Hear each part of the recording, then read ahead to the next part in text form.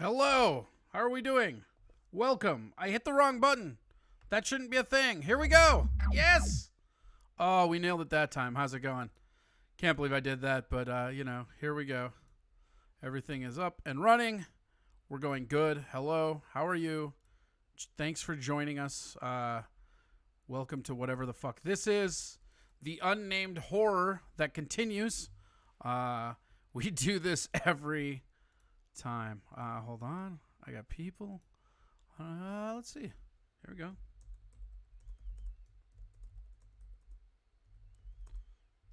See, I got all these guests, and they say they want to come on, and then the moment that it's time, they're like, oh, let's do this other thing. And then I'm like, oh, okay. And then it's just a mad scramble to fill it in. Yeah, we're recording, actually. I did nail the recording this time. Thanks for that. We got everything else. Mikey, how are you? Hello. Thank you for coming in. Hello. Yeah, that is... Okay, look, assholes. You're right. That is a great question, but we nailed it this time. Hello, how are you? Welcome to whatever the fuck this is. Yeah, we got a good show for you tonight. It's going to be a weird one. I don't really know where it's going to go. I'm kind of combining a bunch of stuff that I had planned for yesterday, so that's a good aspect to think about. For those of you that are just joining for the first time, which is probably not many of you, but, still. We do this Friday through Tuesday, 7:30, 7:45 to 10:30, and we'll get to some callers. We'll get to all kinds of weird stuff, a lot of feedback that we read, but this is important because this is all, because of viewers like you, right? Y'all are the wind beneath my sails or whatever the fuck, right? So don't forget to go to Venmo and donate. Venmo, PayPal, all that stuff. Boom. There we go. Yeah. We're going to have a good one. Tonight's weird. I don't know. I'm feeling kind of lackadaisical. I've been griefing people all day on Facebook. One of my favorite things to do is just to go after just fucking people lately, man. I get that we're all sad and it's a quarantine, but that doesn't excuse anybody just being a dick. And the thing that's really bothering me lately is SARS-2. I know, shocker, SARS-2 episode. This is probably going to be a political heavy episode, so if you're not into the politics so much, this might not be the right thing for you, but it's fine. We got everything going. I mean, let's just start where we left off yesterday, or where we're going to. Yeah. So there's this weird thing going on in our society, and I don't know where or how it started, but if you're skeptical of information, everybody is going to attack you if they suspect that you're only skeptical because you're against them. And that's a weird mentality going forward if you think about it. Everybody gets to have their different opinion. You shouldn't think like other people. People should fight with other people, but there's this really weird thing, and I do see it a lot more on the left than the right, but I also think that as a libertarian, I lean more to the right, so that's who I conflict with more. But there's this weird thing going around right now where everybody's trying to browbeat people with these numbers. The big one you see is how COVID is set to, overtake heart disease, or it did. But the weird thing is that, none of these numbers are necessarily accurate. I could show you thing after thing after thing. Here's something that was, let's see if we got that. I think we got that. Let's see if that's up there. Here's something that was actually, put up on the internet that I interacted with today. But this is totally what I'm fucking talking about. We know China was not honest with their numbers. We know that. We know America is loading the numbers, and they're still lower. Think about this. This coronavirus is bad. I'm not saying it's not, but this thing is crazy because these numbers are lower than what they're predicting, and they're still trying to juice them. And I don't know what that means because yeah, I hate numbers. Yeah, right? I mean, one of the biggest things when I went to go argue with people on Facebook was I was promised there would be no math. But, unfortunately there is math. Here's some math for you. We have coronavirus cases. Look at America. Just fucking crushing it. We're juicing it. Like, look at how far above everybody else we are. Notice China only has 80,000 cases. Yesterday, look at all the deaths we had. Today they haven't reported yet. But like this is what I'm talking about is you got all this. But instead of logically seeing that and going, man, these numbers are crazy, everybody is trying to browbeat everybody else. And I don't care what you believe about this. Like, I've been staying inside. I've been quarantining. I've been reasonably responsible. But someone told me that they have 20 people a day dying. Yeah, I mean, that's part of it. But, like, the real thing is, like, it's this weird point where this epicenter is basically all revolved around China.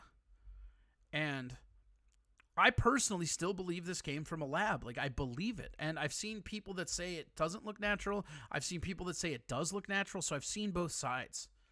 But it's funny because in my head, I always had this long, drawn-out, weird, like, scenario where it was like, well, of course they would bioengineer this and that because they're trying to stop the protests in Hong Kong, and then they can get a high contagion rate with a low fatality rate.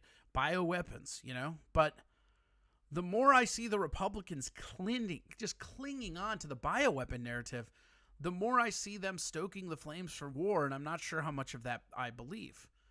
I had a chance to talk with my friend Hank, who lives in Taiwan, and he always hits me with the most profound shit ever. And we were talking, and he said to me about how, no, yeah, this was a lab. And I told him, yeah, of course it was. This Hong Kong stuff, all this stuff that I thought. And he's like, no, that's way too convoluted. And I said, okay. And he said it was just a lab that was trying to prove it could be better than America at viral research and engineering. And then something happened because they're not as good as America, and it goes out. Then they have to cover it up, or else it's just rubbing egg on their face. And it's really interesting because if you go down the rabbit hole of China, they did this before with nuclear arms. They did this before when they were testing chemical weapons. Like, they did stuff like this where they immediately cover their track. And I think that that's important to note in all this because if you're somebody that's on the left, you're listening to the mainstream media, everything Trump did is... You released a virus once, Mikey? Gross. More than once.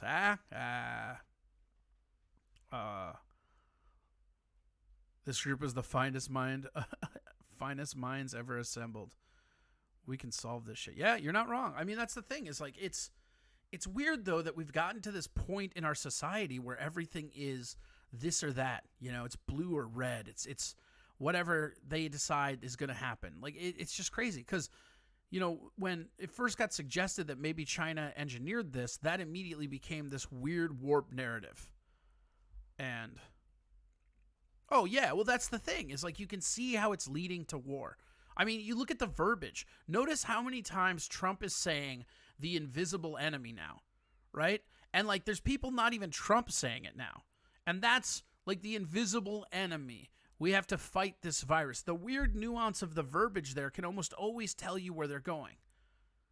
Like human rights crisis, weapons of mass destruction. These are all just terms that they'll use. Invisible enemy, fucking communists during the fucking McCarthy hearings. And that's the thing we have to be wary of. But it's weird because China has gotten themselves to influence the media so hard that even if you criticize the Chinese government, you're fucking accused of whatever. And meanwhile, our own government isn't reliable on this, and they're not being held accountable for that. How did we get stuck on this bat bullshit then? Yeah, I don't know. Well, I think because we don't care, right? So, all right, I'll show this. We're going to go step by step on this. I wanted to show people, I like to show people the paths of CNN, right? So, this was something, and this was going to be used yesterday, but I didn't get around to it. So today we're going to fucking use some of this shit, and we're going to talk a lot. This is going to be a very heavy political episode. If you like that, cool. If not, I don't care. It's just what it is, man. I'm sorry. But so this, let's see if it'll work.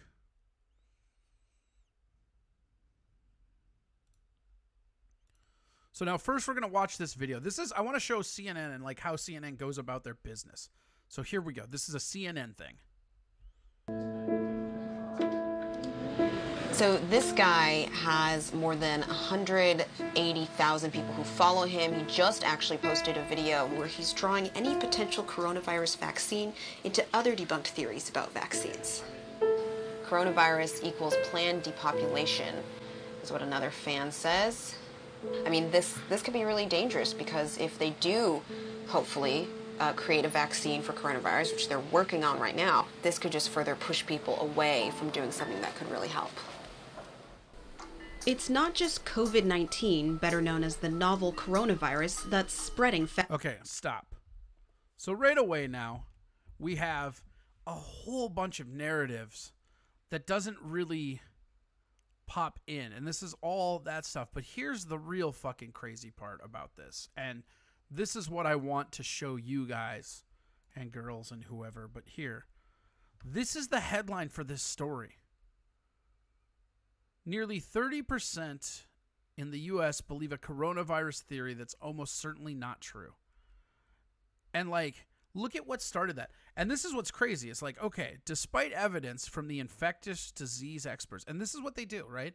They put these hot links in. And the whole thing with these hot links is that they can basically throw you down an onion blossom till eventually they're not there. So check this out. We'll open this one in a new link. We'll open this one in a new link. And we'll go to, where is it?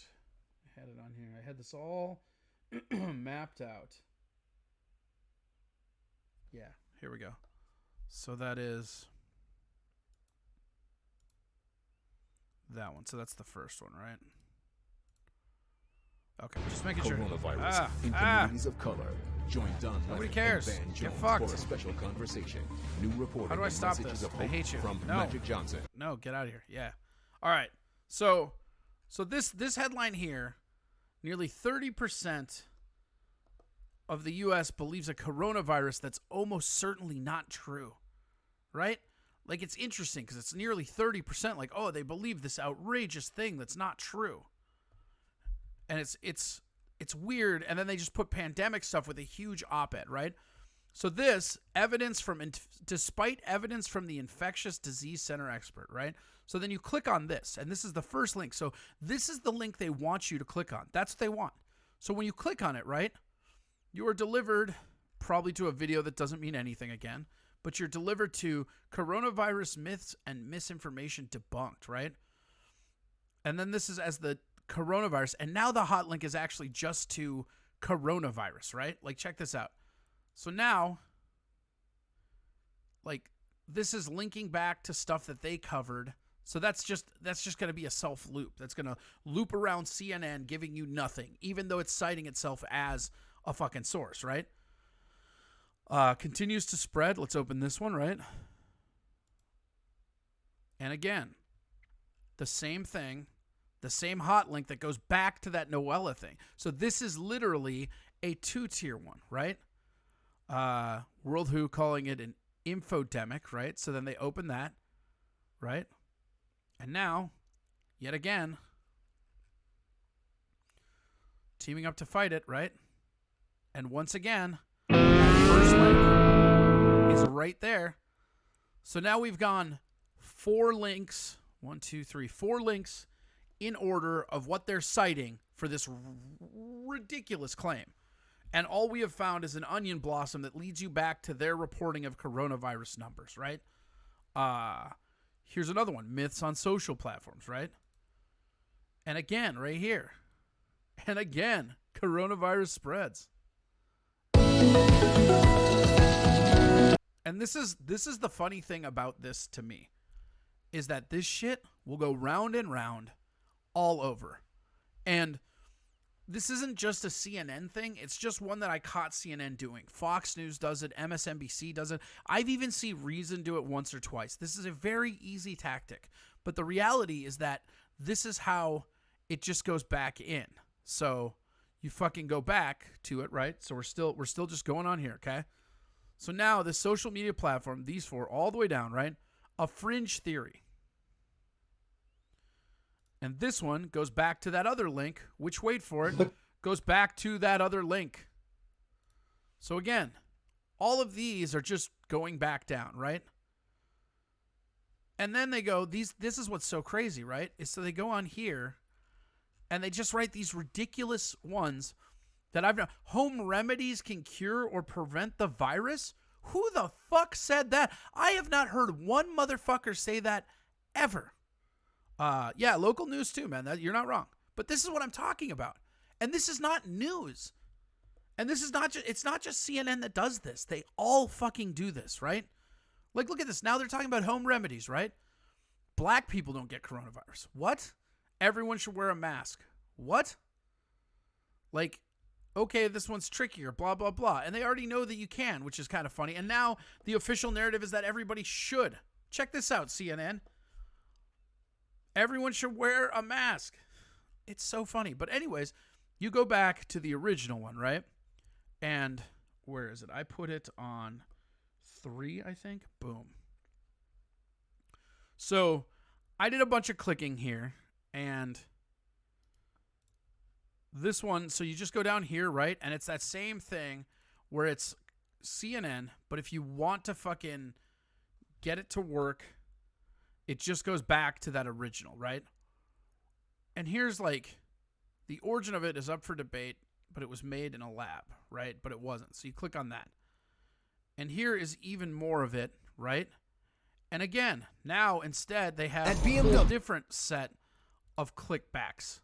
And they all are just generating clicks. I'm actually giving them clicks right now. Like, just to explain it, right?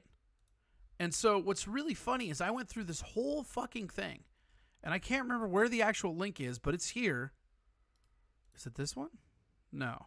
Here's a Twitter of somebody that did a study. Again, none of this is actual news. But eventually I got to this. And it says, pangolins are a prime suspect, but slew of genetic analysis yet to find conclusive proof. And this was during February 2020. This is what the article on CNN cites. This is the only thing that is outside of its own website. And it cites pangolins, which now, you know, it's bats. Like, pangolin wasn't as much a part of it as we thought it was in February. And that's how they get you, man. So now, this is why all of this is important, okay? Because it's not about fake news. Like, people love to, like, it's a funny thing Trump says that really makes people mad on the other side, so people love it. Oh, fake news, ha. But it's worse than fake news in some respects because it's real news, but it's served up in such a manner that it becomes fiction. And that's right. And the problem is that most people do fall for it. Because if you think about it, anybody over the age of 60, I would say probably like, if you're in between the ages of like 45 and like 39, you can still use the internet. But everybody above that, you didn't grow up with it. So the TV becomes your internet. And a large portion of the population is getting their news and getting educated from sources that are still TV because that's how they're used to interfacing. And when you look at TV carriers, that's all it is. I mean, in a lot of aspects, like YouTube has become a much better news source than CNN, Fox, or MSNBC. It's crazy. AP Press, when it comes to Chinese matters, is as bad as anybody because they just report stuff that the state-run government has. And that's one of the problems that with China. China's a really big issue with all their numbers. And this is the overall point. If somebody starts coming down on you about, like, maybe you're being optimistic. I mean, I think it was Aaron shared a link today about fucking Bill Maher. And Bill Maher was saying about how it's hope shaming. And that's like, you don't get to get mad at people because they're being optimists. But at the same time, you don't get to, if you're an optimist, you don't get to get mad at people because they're being a pessimist. But I'm so sick of this weird cultural war that adds these buzzwords that mean nothing. And we're going to be talking with one of my friends about it because it was on his page that this all went down. But, you know, the whole idea that, like, it goes back to people like, oh, you're just denying science. That doesn't mean anything. You're supposed to deny things as a scientific method until they're proven. That's how science works. You don't just trust science because it feels like what you want it to be. And that's the overall big picture in all this. Most of the people are trusting the coronavirus numbers if they're what they want them to be. And if you look at those numbers and you don't trust them, it's because you don't want them to be that. And the way I'm looking at it right now, the way I'm looking at all these numbers and I'm saying, oh, that's weird that, say, influenza has dropped almost 85% in the last 2 months. Do you think people are just not getting influenza as much as normal? Of course not. They're being thrown in the COVID deaths, SARS-2. And that's okay. Like, but we have to understand that people are leaving hospitals. Like, these numbers are probably underreported. And that just means these symptoms are going to come back or something. I mean, I don't know the answer. Hey, I'm 46 and I know my way around the computer. Well, good. I'm glad. I would be really sad if somebody named Space Force Captain didn't know how to use a computer. I feel like that would be the worst name ever.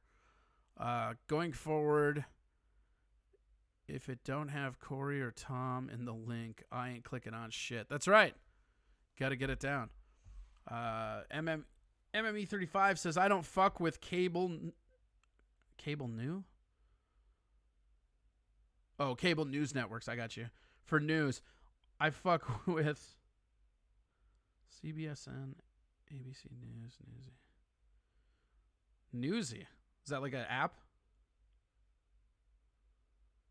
Yeah, I mean, I used to really like AP. Like, AP was AP and Reuters were my favorite, I think.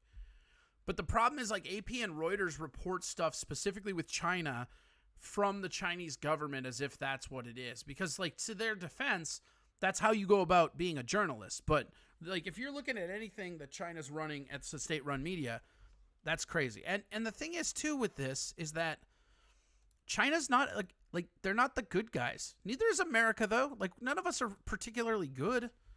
But this is the kind of thing where it's not going to get better unless it like it's going to get worse and this is going to suck.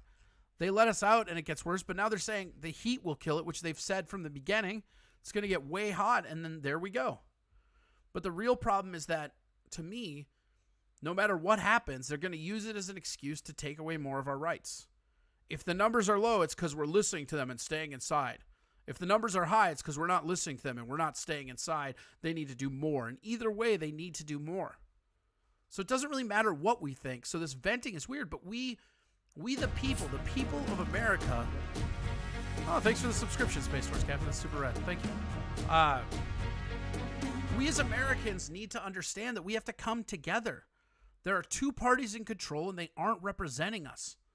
Look at how many people on the left feel disenfranchised because Bernie got fucked again. It's the same way I felt when Ron Paul got fucked out of the primaries years ago. It's what they do. These two parties don't represent us, and they haven't for a while, and that's okay. But until we stop jumping on each other's throats because, oh, I'm going to drink red because it's better. I'm going to drink blue because it's better. I'm not going to like you because you drink red and I prefer blue. Like, that's not the reality. This country was built on the fact that, like, you had either less or more, and you had advocates for both sides, and a lot of them. And they would compromise between wanting more government and less government. And that compromise in the middle represented all of the citizens. It worked pretty well for a while. But back to China and this coronavirus. What I'm sick of seeing, though, is these people, all of them, people do this shit. Where they go, oh, I have math to back me up. You don't. You have some stuff that you read from some very subjective articles that said what you wanted them to say. I've done this too. We've all done this. It's called confirmation bias. You want something to be true. So when you see something saying it's true, you're like, oh, fuck yeah. And then you research it within those parameters. Well, for most of the fucking studies that are adding heart disease is better than corona, they're not taking into account the people with heart disease that they're attributing to corona. And two, they're not attributing the fact that all these studies are from January. Most of the world's death happened before that. Freaky Deaker writes, this could lead to what Trump wanted? Oh, yeah, this could lead to what Trump wanted in that maybe more companies will move manufacturers out of China and back into the U.S. It's crazy how much we have over there. Yeah, I mean, the big thing, though, is I don't think it's about manufacturing. I think that making everybody stay inside, this is going to cause a recession. We're already in one, but it might turn depression. Because, like, think about this. When society turns back on, and all of these people that have freeloaded for a large portion of their life, and they've been, like, think about this. There are people on government systems right now that are making more money than they did when they were working. And I'm not hating. I wish as a comedian I could get that. I haven't got a single fucking dollar. It's not for lack of trying. It's just what it is. And the whole idea is that you're incentivizing people. So the moment that comes up, it's just a big ordeal. Like, you have all this different opinions, and everybody wants to be right. We all want to be right. You can't type today? That's all right. I can't either. MME35 writes, Newsy is a newer network. They're mostly streaming platforms. Their motto is be informed, not influenced. Their stories go up. Huh. That's okay. That's pretty cool, actually. I like that. No problem. Supporting my favorite second mic. Fuck yeah. Get it, baby. China's covering up because if we move companies out, it could be a crippled economy. Yeah, I mean, well, that's the thing is that China, like, I honestly believe that China did this, but I don't think it was a biological weapon.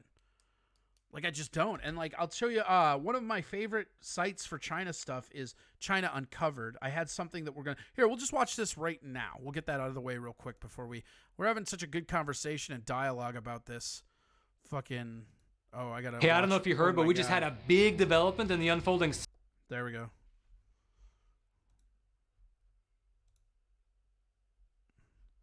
It's making me watch a bunch of ads right now, but I ain't doing that to you. I muted that shit. It's crazy. Just waiting. Jawser size? Jesus. That's crazy. There's like a little fucking mouthpiece that you put in your jaws. And it says, get Jaws. It's Jawz. Get it? Get it? Pretty good. Pretty good. Let's see here.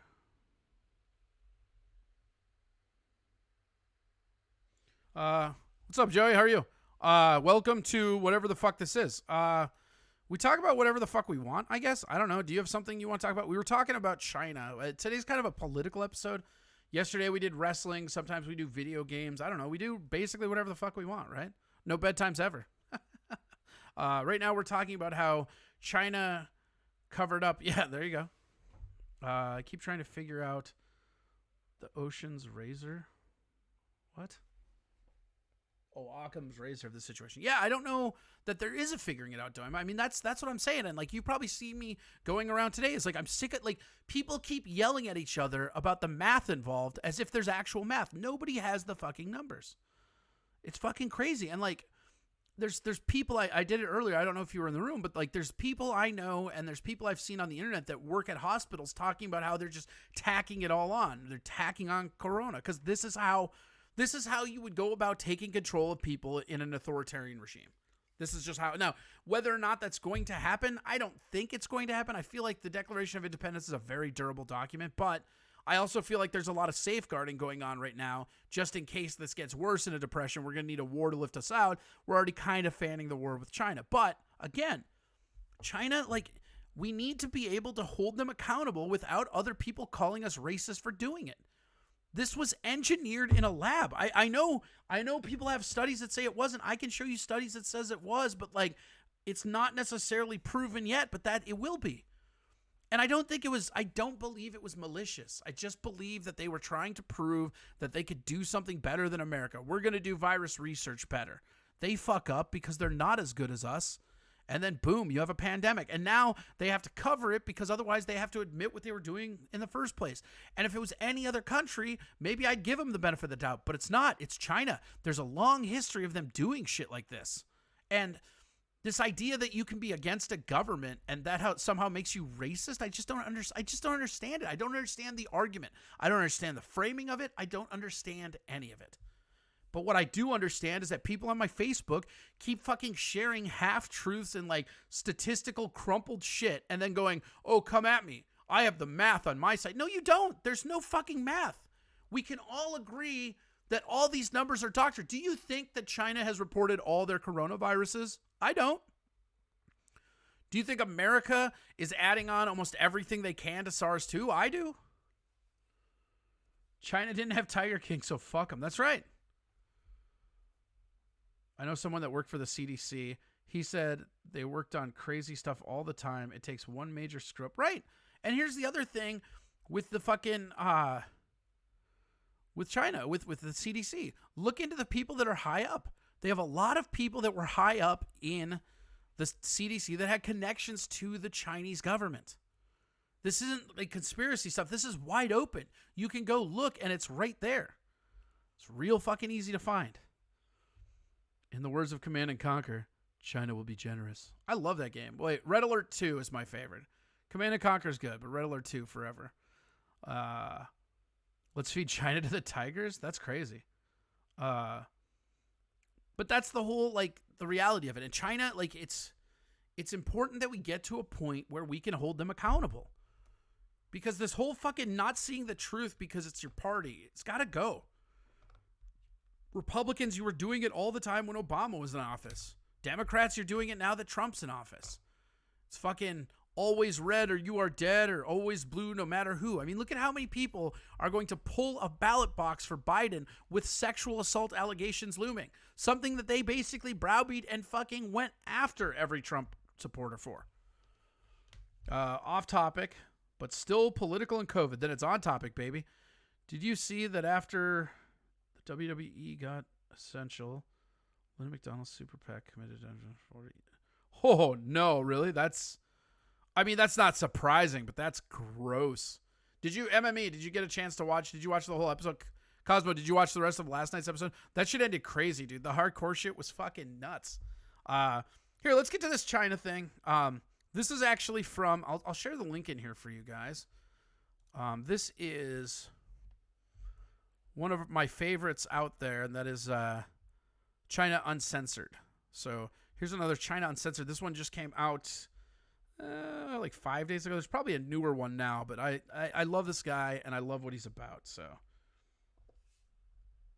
But to solve it, the U.S. needs... Wait, there we go. The CCP virus started in China, but to solve it, the U.S. needs to cooperate with China. At least, that's what they want you to believe.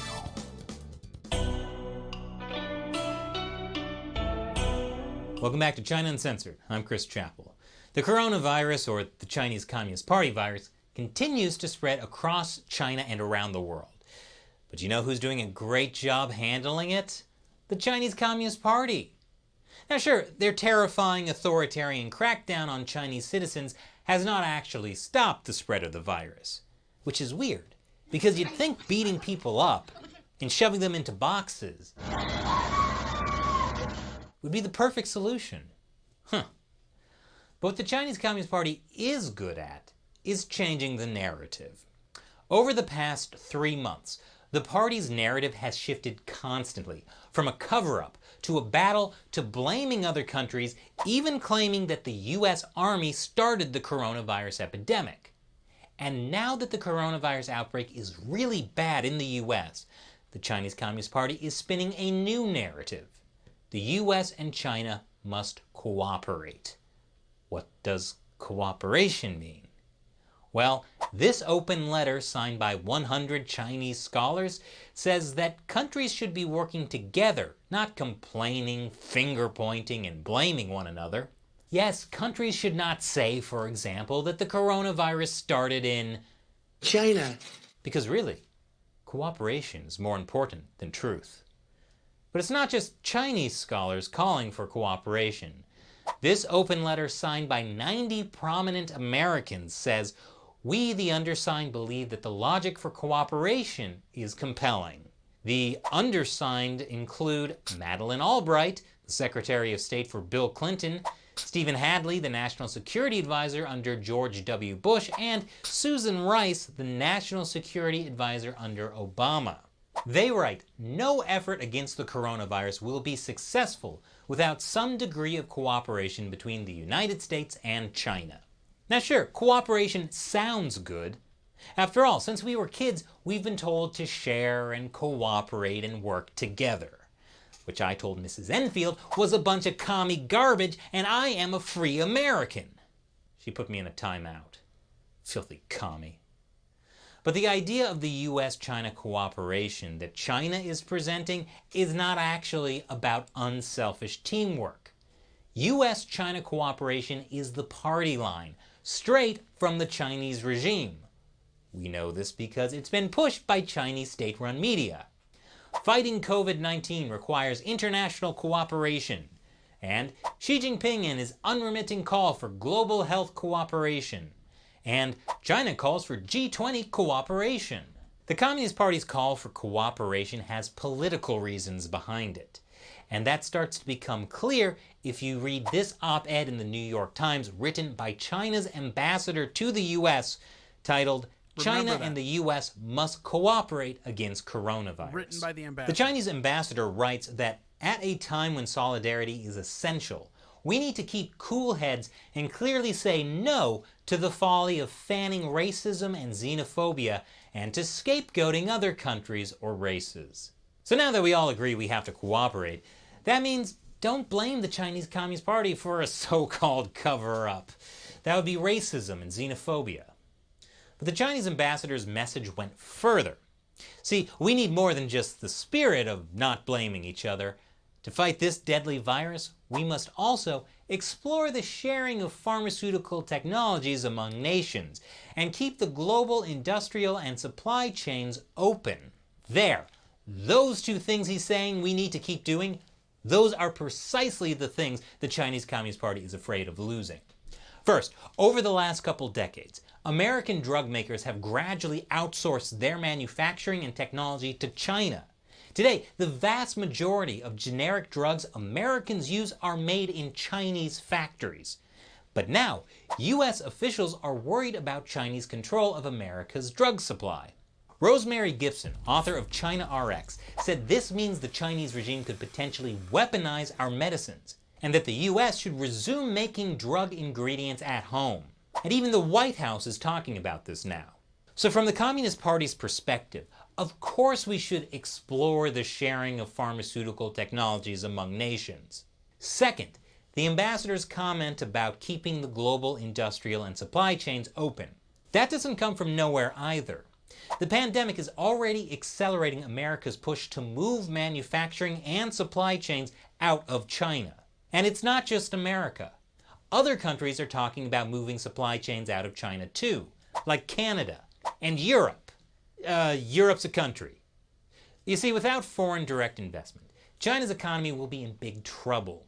So when the Chinese regime calls for cooperation, it's not in the spirit of teamwork and fighting the virus. Remember, just a few weeks ago, they were trying to blame the U.S. military. China's cooperation means cooperation on their terms. It's a tactic to avoid blame from the rest of the world, especially the U.S. Chinese diplomat Chen Yongling, who's now a defector living in Australia, explained this tactic in a recent phone interview with NTD. Before, when I worked for the Chinese Foreign Ministry, we called it two-handed or dual tactics. We always used two-handed tactics to deal with the U.S. Deng Xiaoping said you need to hide your strength, bide your time. You need to struggle with the enemy, but also cooperate. It's a contradiction. But you need to take advantage of this contradiction and constantly adjust your strategy. Sometimes cooperate more, sometimes fight more. Don't fight out in the open, fight in secret. So the Chinese regime is now fighting in secret, while at the same time calling for cooperation. Like how it had its state-run media accuse the U.S. of being racist and blaming the U.S. military for starting the coronavirus. But at the same time, it's saying we should not point fingers. Instead, China and the U.S. need to cooperate. The Chinese Communist Party doesn't mean they want to cooperate with the U.S. They mean they want the U.S. to cooperate with them on their terms, which means they keep lying and cheating and the U.S. keeps giving them technology and money. This is called win-win mutual cooperation with Chinese characteristics.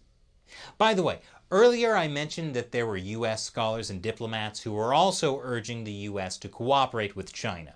Now, I'm not saying that all of these people are doing it to follow the party's line, but the party has used this cooperation rhetoric so much over the years that it's become conventional wisdom.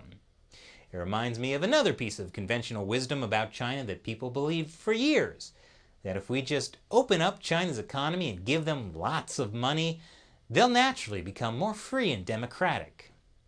We all saw how that one turned out. And next, I'll answer a question from a fan who supports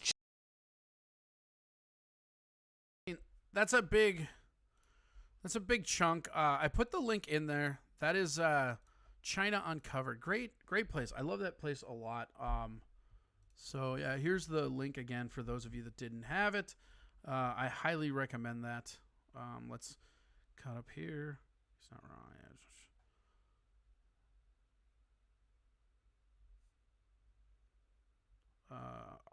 Magic Cosmos said I fucking did. Although I was listening to it at work last night, and people were loving your reactions to the video. Oh, dude, I know that video. Like, I wasn't prepared for that to have that much of an effect on me, right?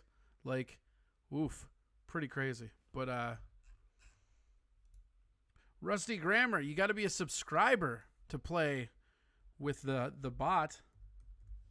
There, I did it for you, buddy. That one's on the house. That's for you, baby. Yeah.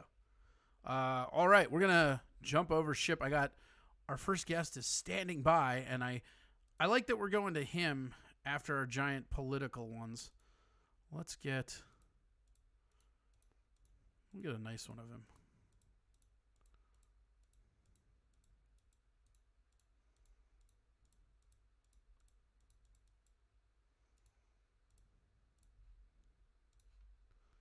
You know what? Here. We'll just do his profile picture. Fuck it. Who cares? Let's get this all set up. Boom. Ah!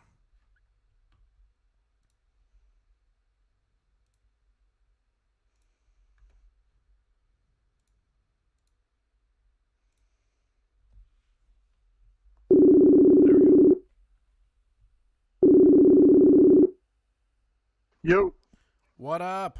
what do we know? How are you? Oh, just living every day to its fullest. Oh, the moment you said hello, somebody gifted Rusty Grammar a subscription, so we got a new subscriber right as you came in. Oh, that's awesome. Well, I'm magic that way. Yeah. Why don't you go ahead and identify yourself to the listeners? Hey, everybody, I'm Brian McDaniel, and I am the co-host of one of Corey's projects, Unregulated Radio. Does it still count as a project at this point, or is it like a former project? Well, I'm always ready to pick it back up when they let us. But yeah, this is going on longer than we thought, I suppose. Not me. I said June from the onset. Yeah, well, I think it's June at the earliest at this point. Yeah. Well, it's interesting. Like, so I actually like it's cool that you were able to come on tonight because I like tell them who you really are though, like your credits and stuff, because I like people to know why your viewpoint is justified. Yeah, so Brian McDaniel, my real job is I am a political animal. So sometimes you see me on TV and radio, or hear me on radio talking politics. I have been working at the Minnesota State Capitol. This is my 20th year, and I have done that both as legislative staff, governor's staff, and as a lobbyist. So I've kind of experienced all levels of the swamp, and I can tell you, come on in, the water's warm. All right, the swamp water's warm. Swamp water's warm. Is that your dog barking back there? That is one of them. Yes. You tell him to keep it down, or I'm gonna come over there and put him to sleep. Yeah, no, that one's ready to go. I just want the one that comes with the couch. No, that one's louder but quiet right now. That one seems like the better dog. Well, there's no doubt about that. The one you just heard predated me, so. Oh, yeah. I didn't have much say in that. That's what we call the tripping dog. You just keep tripping over that one. Yeah, no kidding. So, all right, we're talking. So today I'm going at people because I had a little stompy stomp on Facebook, and I honestly haven't been trolling Facebook as much as I normally do in this quarantine because like people are so bummed it's not fun. Yeah. It's like punching people when they're down. It's just not, I don't know. But there's this weird thing. Wait, go ahead.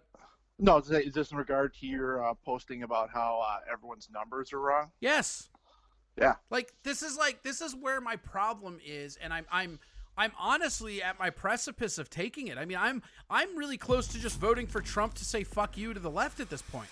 I mean, it's absolutely asinine. Like, there's this weird fucking thing, and I don't know how the fuck we got to it or what the fuck happened, but, like, if somebody believes anything different than you, you can just cite completely biased information as why they don't get a say. And they do it with everything. It started with fucking climate change, right? Like, the big thing, oh, you're denying science.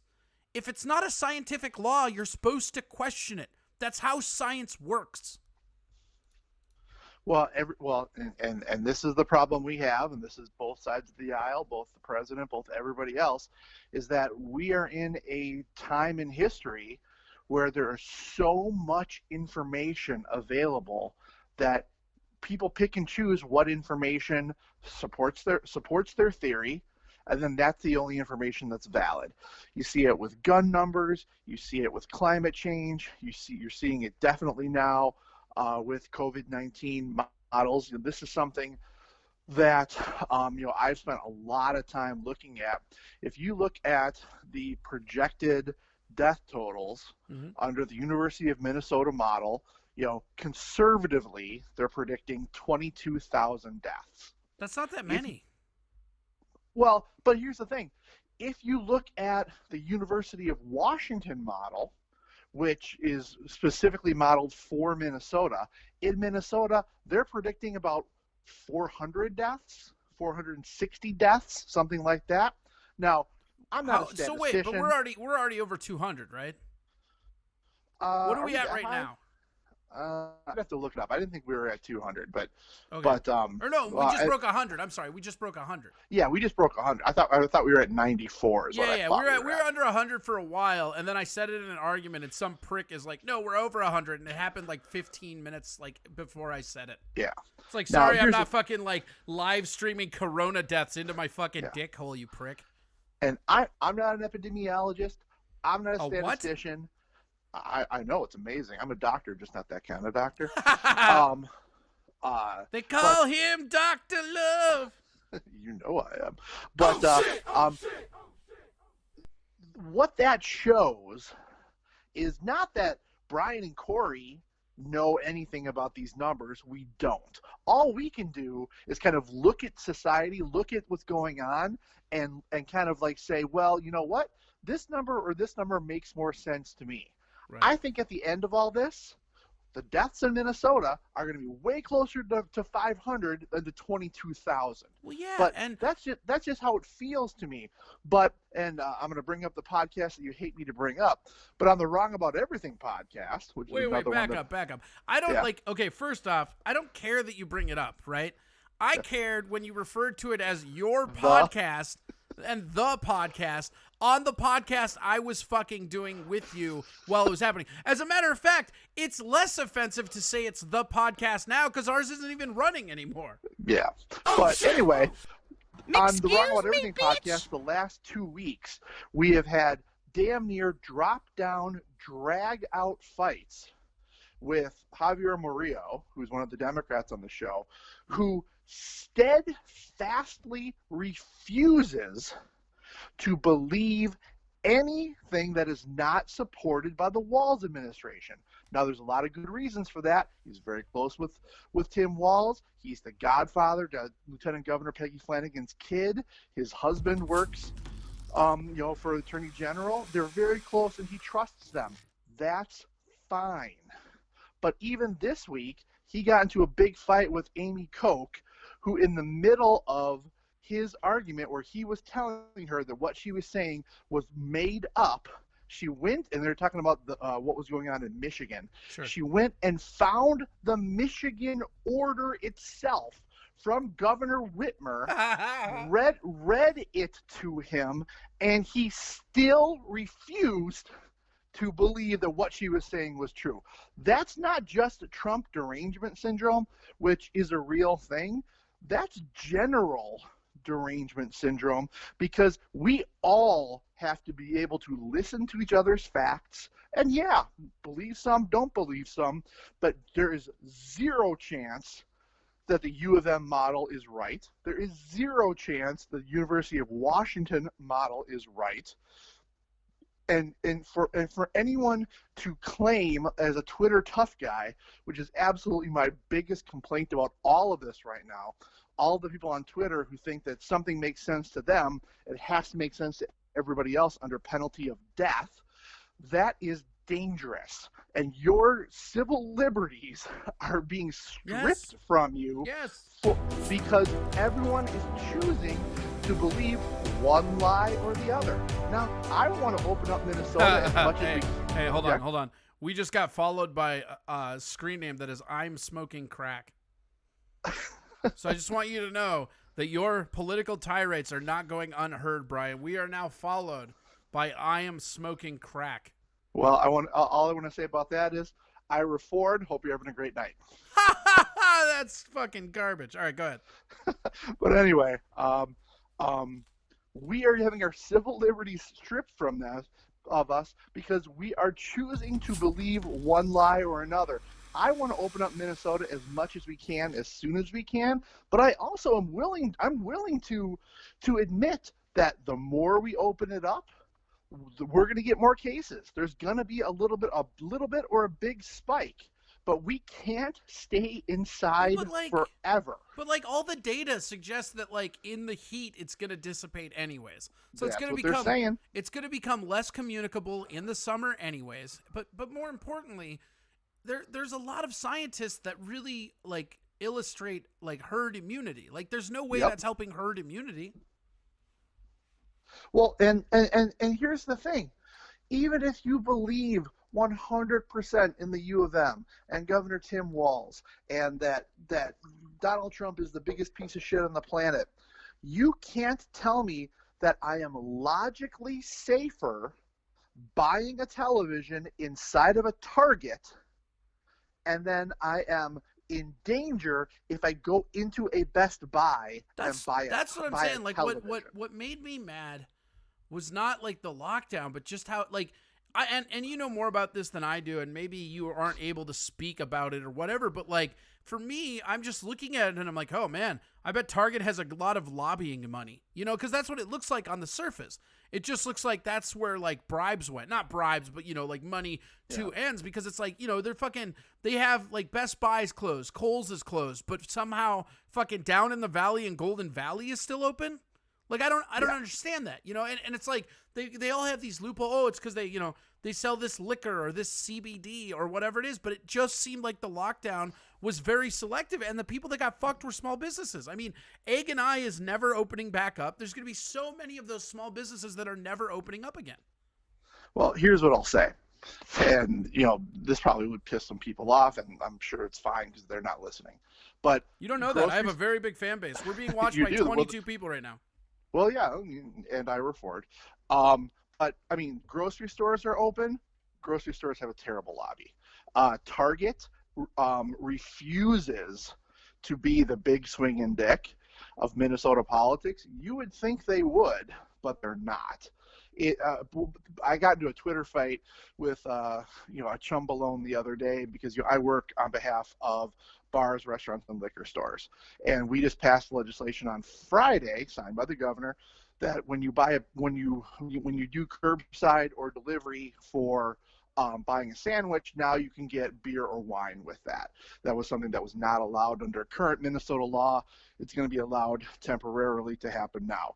But people were super pissed because they wanted to have mixed drinks as part of that. Now, my clients, they sell mixed drinks. They weren't opposed to that. But, you know, at the legislature, they didn't want to get into, you know, open container issues and all that thing. So they wanted to pass as much as they can as quickly as they could. Well, this guy was saying, well, it's because, you know, the organization that I represent has lobbyists.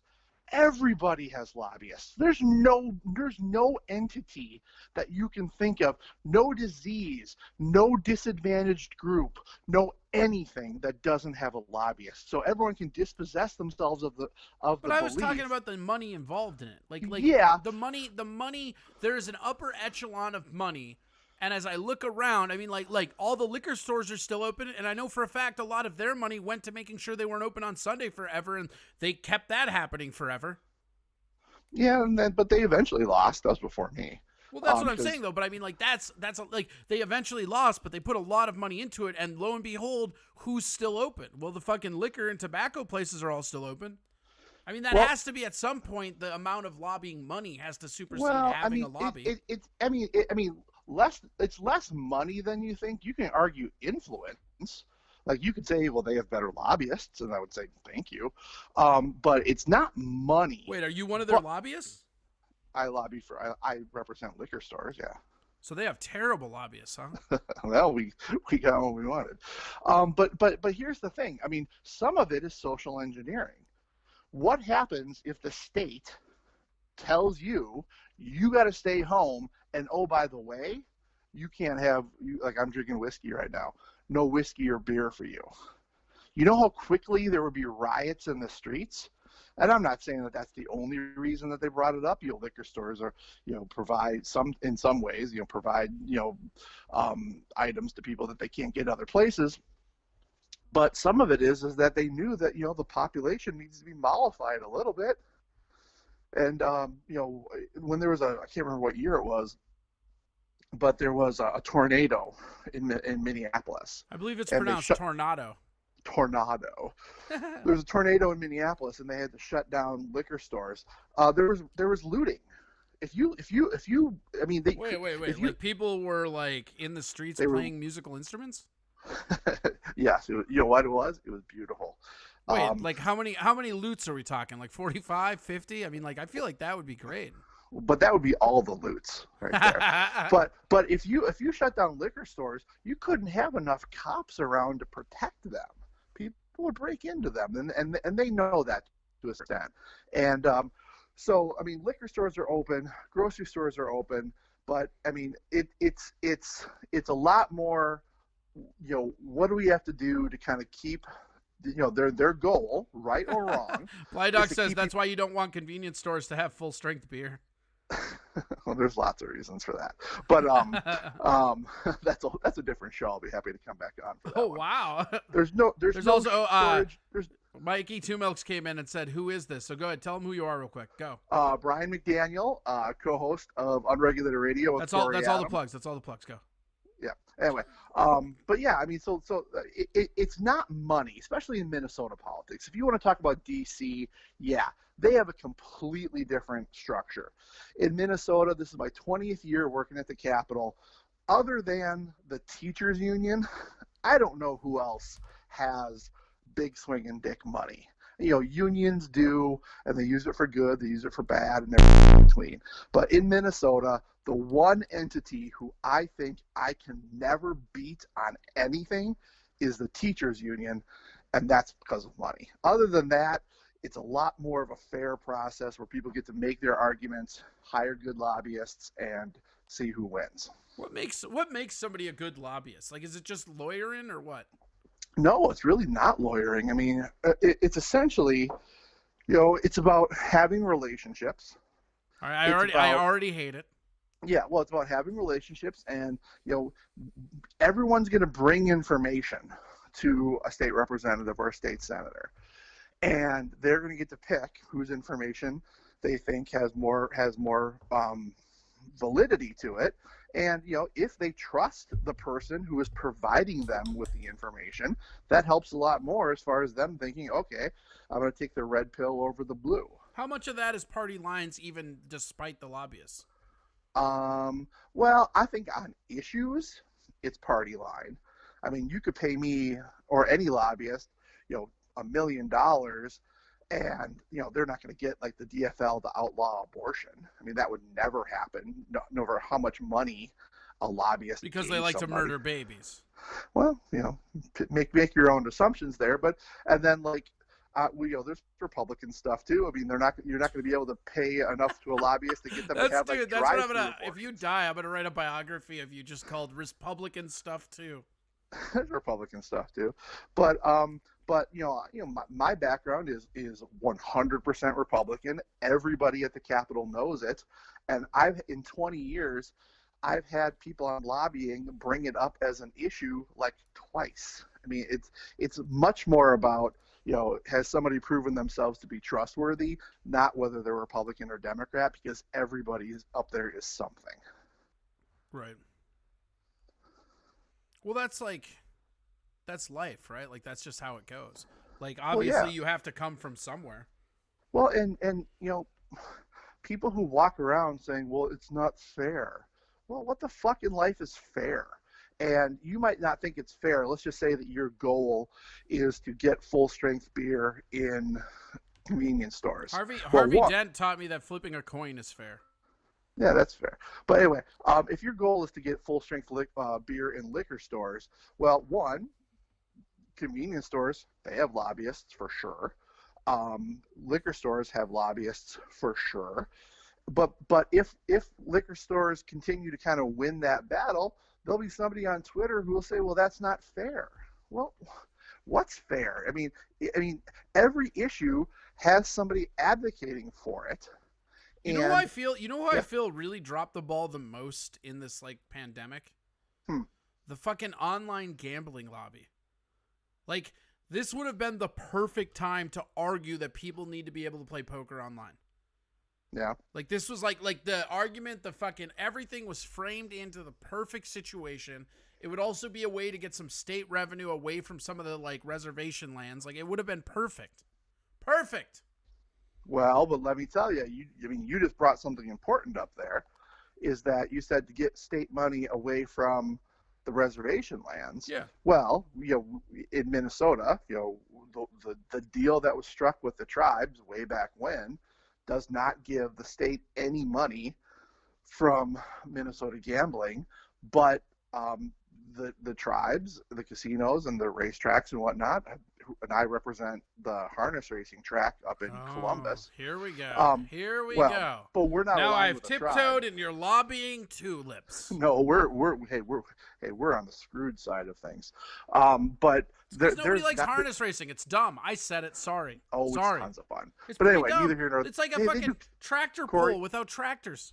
It's just Corey, a pull. they do comedy up there. You should I love support it. I love harness racing. All I want Yeah. is for harness racing to be available online, and I don't know why that's such a crime, Brian. Well, and I'm not disagreeing with you, but right now the tribes 100% kind of get to decide what's happening with all sports gambling. Now, there's no sports gambling, and I know you're talking about there's no sports. There's no sports to gamble. Yeah, what the fuck are you on. gonna gamble on? Hey, here's $70 that say the Dodgers don't win in 72. But some of it is just business. Now think to yourself, don't consider them a tribe, consider them a business. I've always considered myself a tribe unto myself. You are. But I mean, if there is online sports gambling or online poker, well, why would you support that? That keeps people out of your casino. You don't want that. That just makes sense. What do you care if you're still raking the pot, though? Well, like, I don't know. Why don't they? What's okay. enough? Well, I'm just saying, like, okay, let's say your argument is that you want them to get that money. Like, let's say you're one of the tribes, right? So, like, okay, you just make it so that there's online gambling, but it has to go through like fucking Mystic Lake online or Canterbury online or whatever online. You know what I mean? Make it the same protocol, but it has to go through them. And like, you'd be gaining more money because, like, didn't they shut down? Like, I don't know if Columbus shut down, but Mystic Lake shut down for sure.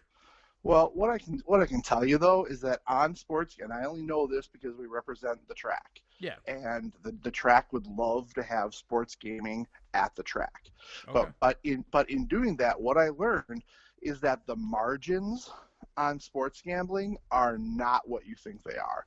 They are not the it's not something that would like save the track. They're pretty small. Well, no, I mean, I actually know quite a bit about racing, and the thing about sports betting is if you're the house or the bookie, which I've never gone to, I'm talking totally innocently as bookie talk, but if you're the casino or the track, as it were, like a large portion of what you're doing is handicapping. So, I mean, like, you're literally 3 or 4 upsets from being bankrupt sometimes.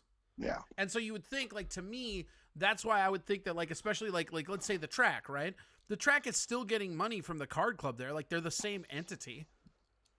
And so, like, why wouldn't they want that extra revenue? Because, I mean, from a standpoint of, like, the establishment, I mean, having poker is one of the most sure revenue drivers you can have, because even blackjack, you'll have the chance that somebody has a good shoe and they run into you for one. Yeah. But like with poker, you're just raking the pot on every hand. Unless you're paying out those bad beats, which rarely happen, you're just raking hands. Now, when we started this, you were talking about online poker, and online poker, if it was just online poker, that would be possible. But no one's really looking at that because that's what I'm saying. They wasted an opportunity. They could have had that. That could have been so much more revenue coming in. That's all I'm saying. And if that's you, if you're connected to some of that, then you drop the ball. What you think about that? To your face, motherfucker. What up, nerd? Well, I'm really not that connected. I'm way cockier about talking shit when you're out of swing distance. Yeah. I don't want to brag. I don't want to brag, but these multiple locations make me very brave with my lingo. Oh, your lingo. But at the end of the day, both with legalization of weed and legalization with gaming, they are going to happen. It's going to be a little bit longer. And part of it is just Minnesota doesn't have the regulatory structure right now in place that some other states do. So that's what's slowing it down. It'll happen, but it's not going to be. Blydog says 3-2 beer is dead. We're the last fucking state with it. Yeah, what can you do to actually kill 3-2 beer, Brian? Well, here's the thing. That's actually incorrect. Every place has 3-2 Wait, beer. I got a sound effect for that. Say it's incorrect again. It's incorrect. Oh shit! Oh shit! And then say that you know the correct answer. I know the correct answer. Now give it. Go. Okay. So 3-2 beer 100% exists everywhere. And in fact, with all of the seltzers and ciders and everything else, lower ABVs are increasing in market share, not lowering. Now, what Minnesota is the last to have is, prohibition, I guess would be, on convenience stores selling anything above 3-2 beer. But it's not that 3-2 beer is going away, it's gaining market share. And, there's no shortage of places to buy alcohol. So people getting so focused on, I needed a convenience store. How many liquor stores did you pass on your way to the convenience store? It's not a problem. It's just not a problem. But having alcohol everywhere for some is a problem, and it gets into then, can you hire 16-year-olds to be working at the convenience store if you're selling booze? Sometimes not. So it's just more complicated than people think. But your local liquor store, it's there for you. Patronize them. Blydog says, who the fuck buys that pussy shit? Yeah, exactly. When special groups are done tearing apart the tobacco industry, they will then go after the beer and liquor. Let the convenience stores in your corner? Nah. I don't know what that means. Did that make sense to you? Sometimes I just black out when it comes to I respect you so much for being able to not black out to the boringness that is what you do for a living. Oh my God, I have the greatest job ever. It's not even close. I haven't worked in 20 years. I've been able to play politics for 20 years. Nobody can take this away from me and tell me that it's not fun. It's amazing. You're really adamant about that, aren't you? Oh, I love it. I mean, I really, really, really do. Is this your favorite job you've ever had? Delivering pizza in college was pretty cool, but other than that, what a fucking milquetoast you are! I love that. That's the best. Nobody can take it away from you. This is the greatest thing ever. What was your favorite? Well, hucking pizzas. Well, I mean, I make a little bit more money doing this, but no, I mean, this is great, and people might be bored by the subject matter, but I mean, what I can tell you is that what I do, to me, it's fun. It makes sense to me. I'm good at it. And, if I won the lottery tomorrow, I would still do this. I don't think you would. Maybe you would. You actually fucking might. All my friends are there. Other than my comedy friends, all my friends are there. So, yeah, all your friends are there. Yeah. I don't have regular people friends. I have comedy friends and I have political friends, and both groups are so fucked up that they're beautiful, and they're fucked up in the same way. Do you think your politic friends are more fucked up than your comedian friends? No. Yeah, right. Nothing is more fucked up than comedians. We're just the most fucked up. Well, my political friends can afford rehab, so it's okay. Well, so would we if you'd let some of that commie shit through, bro. Well, hey, if it was up to me, you think I wouldn't open up the bar so we can do our comedy? You bet I would. Oh yeah, I know. I mean, I'm actually just mad because Sam wouldn't let me set up a fucking speakeasy comedy club. Why not? I don't know. He's worried about his fucking like liquor license or some shit. Well, Some some professional fucking bullshit. Well, tell him if he's a member of the Minnesota Licensed Beverage Association, then I'm his lobbyist. He should give me a call. We'll see what we can do.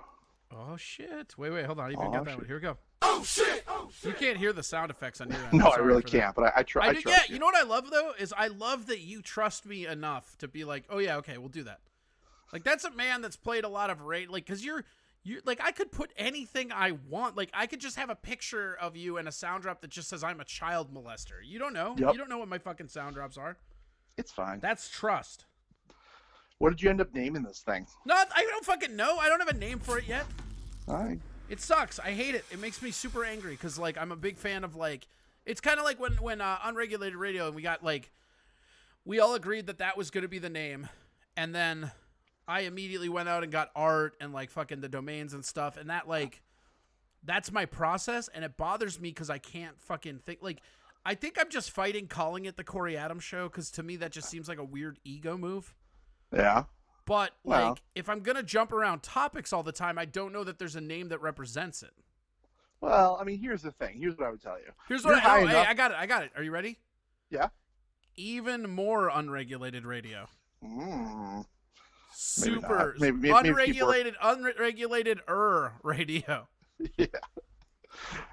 You're high enough in the comedy food chain that I think you could have a little bit of a vanity project. It's not like you're What saying, about this one? What about this one? Write about everything. How about the Todd Skoda show? No thanks. I'm trying to get viewers. Yeah, well, you can get away with it. Not all of us can. I don't know. Yeah, like it's just like I don't think like random bullshit from Corey Adams is as fucking like you know what marketable as it should be. That's the name. Random bullshit with Corey Adams. You should think about that. Well, MME 35 just said that. I was reading that was a literal like fucking viewer comment. Yeah, no, I don't hate that. It's better than super unregulated radio. What about Street Fighter 2 Special Edition Championship Unregulated Radio? That's pretty impressive. Good for you. Yeah. Japan. Finish him. So, math. Kind of bullshit, right? Yeah. Yeah. Like, and did you say math or map? Math. Like spell it. MATH. Math. Yeah, no. I mean, it's all about the math, but everyone's math is wrong because your models are only as good as your inputs, and everyone's input's a guess. They don't fucking know. The original Minnesota model, took data from the time in Minnesota when people were getting COVID-19 because of their travel schedule. That's not what's happening now. Right. So to base your model, as was told to me by a statistician, to base your model on what was going on with the population on March 22nd or whatever date they picked, it's not accurate. So everything that comes after, bad info in, bad info out. Right, and that's the whole problem with it all is that like you can find the data like a lot of the sources I've seen too, they'll omit January or they'll say this or that, but nobody's talking about like the drop off of influenza numbers. Nobody's talking about all the fucking people that are just being diagnosed as it, even if like you die of a heart attack. And it'll be really interesting when these tests come out to see if we've had it, because like I know so many people that got a really weird flu this year in like January and December. I was one of them. Remember when I had that weird fucking cold that I couldn't shake? Well, yeah, my wife, who's a teacher, was out of school for 2 weeks. That doesn't happen with just regular flu. She was fucking miserable. I'm sure she had it. But we're all going to get tested. But remember, the numbers that matter, it's not here's how many people have coronavirus. Because if you and I got it, we'd be sick, we'd be pissed off, we'd be miserable, and then we'd be better. Deaths matter. I want to know that number. Well, here's what I don't understand, right? Is like, so if the newer models coming out are correct and the number's way lower, right? Yeah. Like, and I hate saying this because I don't really necessarily like it, but like, like, who's to say that herd immunity isn't being compromised? You know, like if people who have immune issues and, you know, older people are at risk, why aren't they the ones that have to quarantine? Why is it all of us? Well, I mean, look at Sweden. What did Sweden do? Sweden said, you know what? We're going to lock down the sick people. We're going to lock down the old people, and everyone else go about your business. Look at their numbers. Pretty darn good. Yeah. Now, there's lots of reasons for that. I'm not saying. Well, that it's we like did Italy and Australia. Like, they had really crazy death tolls, but like in Italy, you have a very old base of people. Like, their average age is like 48 or some shit like that. And then you also have one of the highest per capita smoking nations in the world. Like, that has to play into a respiratory infection. Mm-hmm. You know, it's like it's like Australia. They've been fucking breathing smoke for what, 8 months? Yeah. There's no way that helps. No, there's lots of shit that goes in, but here's the thing. I got a 96-year-old grandma. If she died from this, I would be sad. Would I march on Washington because Donald Trump didn't do this or that, or Tim Walz didn't do this or that? I don't think you would, but I do think you would show up drunk on a rascal. Well, that could happen. But you know what happened? You know what? Unfortunately, not to be an asshole, old people die. Yeah. And they're going to die from something. And we don't want it to be this. And we don't, you know, grandma's last couple weeks or couple months or year are very valuable to people. I disagree. Depends on the but grandma. what we're saying is that there's going to be a generation of young workers now who are going to be fucked. Just fucked. And there's nothing that the bailout or any of these things, the CARES Act, PPP, any of that can do. Well, it sounds like you just want people to die, bro. I don't want people to die, but, you know, sometimes you just got to thin the herd, right? But no, I mean, if there's no business to come back to, the fact that we're able to give, you know, servers and bartenders unemployment and then an extra $600 a week under the CARES Act, that's great for now. But then when it's time to go back to work and their bar or restaurant or small business doesn't exist anymore, what's going to happen then? Yeah, I don't know. Bad shit, I mean, my friend. Nothing like that's and my whole thing with it all is like, and I'm gonna we're gonna talk about this more, but like my whole thing about it is just the piousness with which people present like they know the math. Like, you don't know the math. You don't get to yell or fucking browbeat people because they have a different opinion than you based on the math when the math isn't like the math isn't real. Like, we don't know what the math is. No, but how many of our comedian friends on Twitter are all of a sudden not, you know, philosophy majors from Mankato State? Right. All of a sudden now they fucking got it all figured out. Trevor Lee is going to be my next guest. I'm actually going to have it out with him because that's where all this happened today. Well, Trevor and I are both at risk for diabetes, so. Good. Wow, we've got 3 new followers because you Tuesday 976 and Ellie Mae. So you got a bunch of people following you here, bro. I knew having you on here was the right decision. I think I lost him. That happens. Hold on. We'll call him back. Maybe. I think it's when people like follow or subscribe. Fucking weird, right?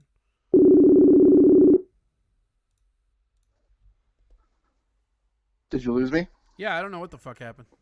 Oh, anyway, all I did is make a play for someone to come and take my old couch because I got a new couch today. So if anyone wants a couch, tell me about that couch. I might grab it. I might come grab your couch. Yeah, no, I mean the couch it was sold to me by comedian Corey, not Corey, Gabe Noah a couple years ago. It's got a little bit of puppy damage, but nothing that 5 minutes with you know, an iron-on patch wouldn't take care of, and it's a sectional, and you know, just anyone who wants to come get it, you or anyone else, it's in my garage, ready to go. All right, why don't you tell the people where they can Venmo me money? You can Venmo Corey money at, I don't know, I've only PayPal'd you. I don't know what your It's the Venmo same. is. It's all the same. Oh, well, it's your real name. I don't even remember what it is. Blydog says, when URR comes back, I'm calling your ass, Brian. Oh, good. Yeah.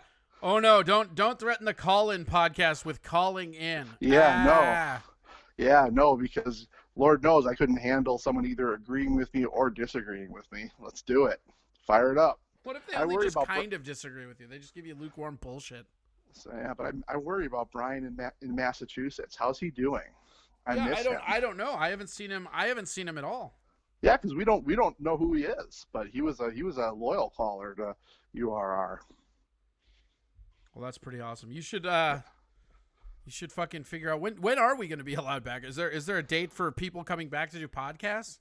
Well, right now the stay in place order is until May 4th, and I'm sure the governor will extend it beyond that.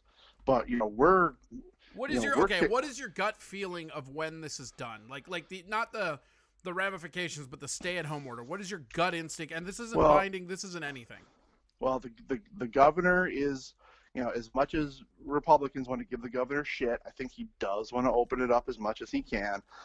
But I think everything's linked to schools.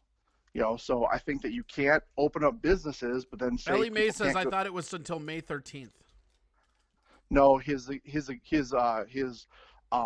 May 13th extension was not for the stay-at-home order. It was an extension of his emergency powers, of which the stay-at-home order is one of them.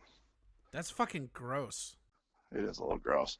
Why isn't that being talked about? I didn't even know. That's fucking scary, dude. So instead of extending the order, he's extending his more power before the order? That's fucked. Well, now the one thing I'll say is that there are checks and balances on that, and that periodically he does have to go back to the legislature to get them approved. So it's not just him saying, I'm king for another 30 days. That's not how Rusty Grammar says Governor Walz is a fucking pee-pants little bitch. Face the facts. Well, I mean, I'm not, whatever. Everyone's allowed their opinion on it. I don't work for the man. I think he's doing okay. I mean, I don't know what people want else. I mean, I guess like lifting up the shit better might be better, but like, I don't know. Here's what I think. I mean, he's not of my party, though I do know him.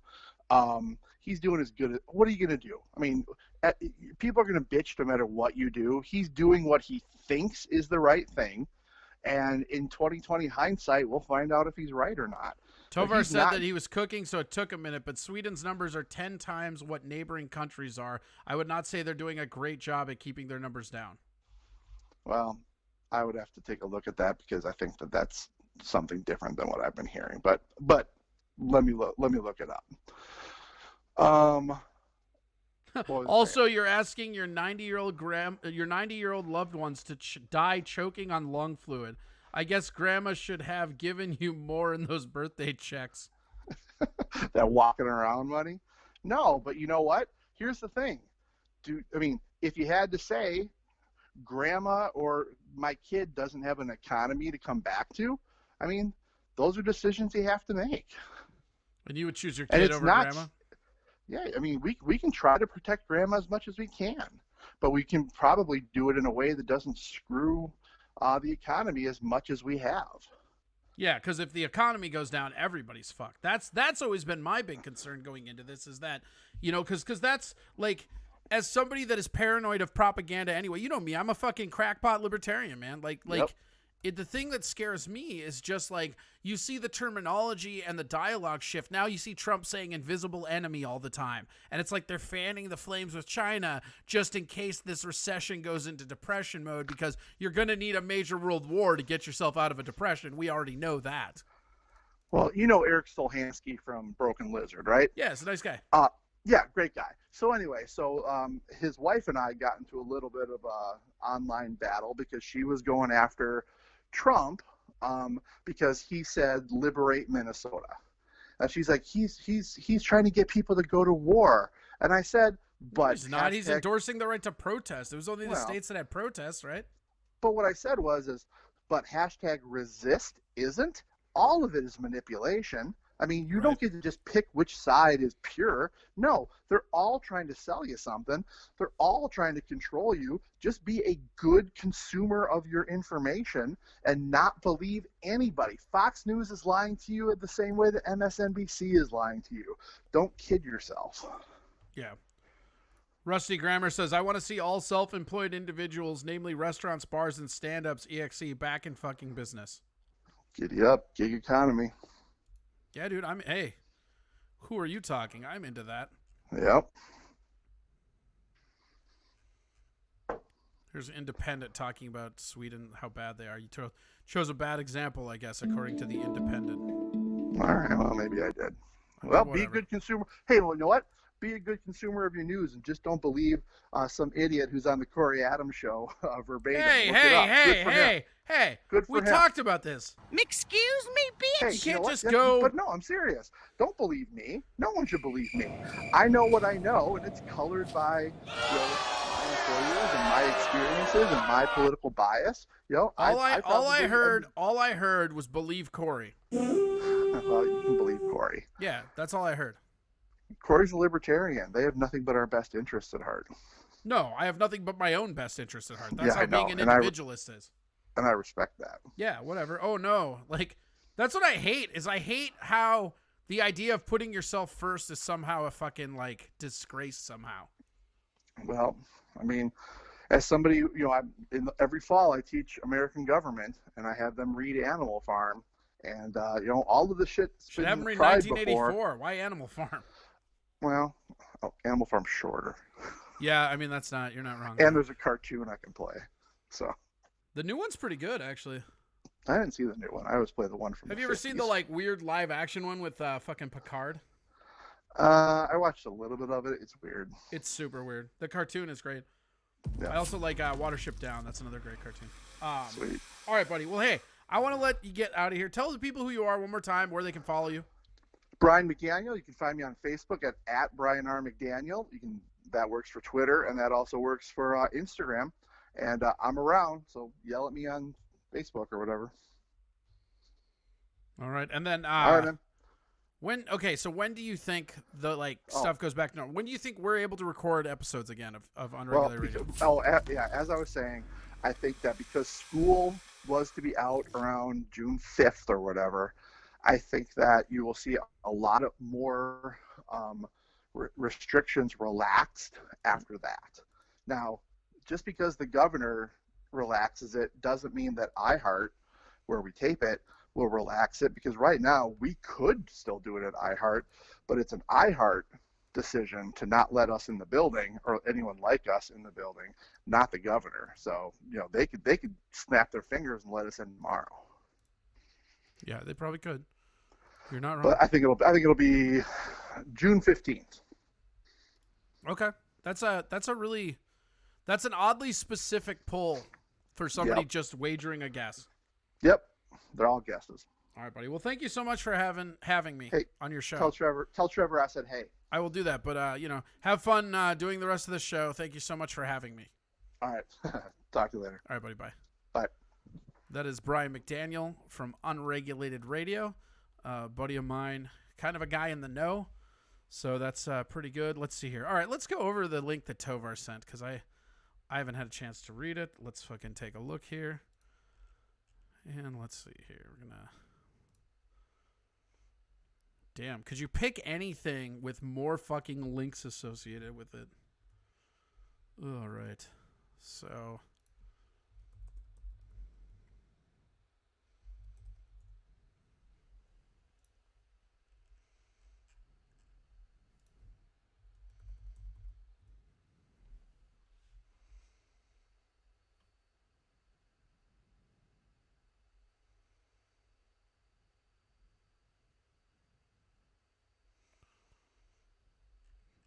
blah. Let's see here. Okay, so trying to get the fucking all this shit off. Okay, so we got, here's what we're looking at. That's the link. If you want to follow along, Tovar posted the link in the chat.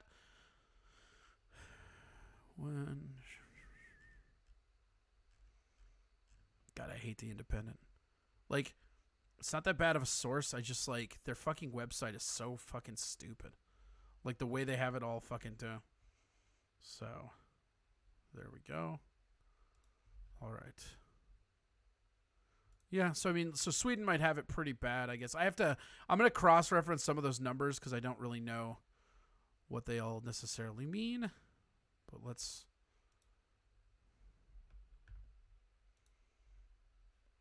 get our next caller up in this bitch.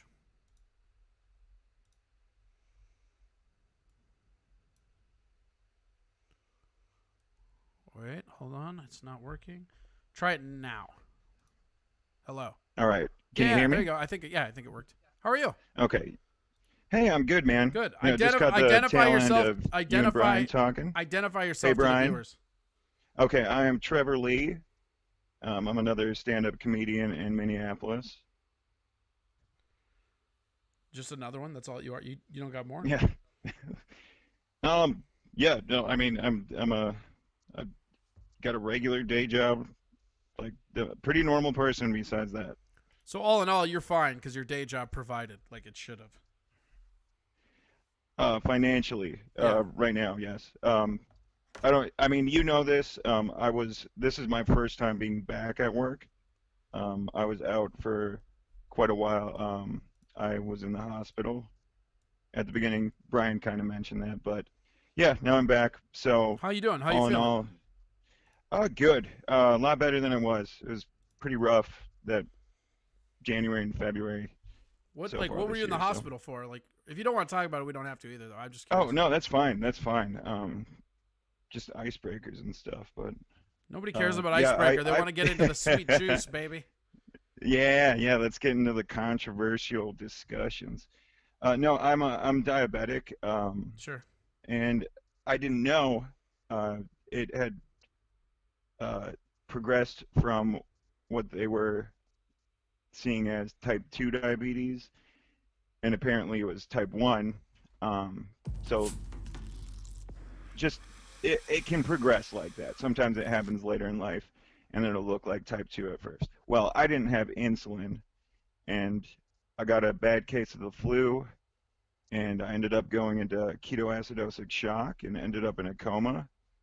Woke up 3 days later, spent 2 weeks in the hospital, and then spent the first couple months recovering from that because I had acute kidney failure and stuff. So was kind of out of commission for a while, but yeah, here we are. Now we're all out of commission. Okay. So, Yeah. So are you feeling better though? I mean, like how close? Like so, what like made you go to the Yeah. hospital? Did you like collapse or some shit, or like how do you? Because oh, there's no dude, way you were no. gonna know, right? Exactly. You know, like I knew I was losing a bunch of weight. So this is kind of like a PSA for anybody that thinks, they might have diabetes. I was losing weight way more than you would expect from someone with even type 2 diabetes. Just lethargic all the time. And then the weekend, it was actually the first weekend of the playoffs. I skipped the Vikings game, which I don't do because I'm a huge Vikings fan. And the next morning, Wait, my say that you're a roommate, huge Viking fan again.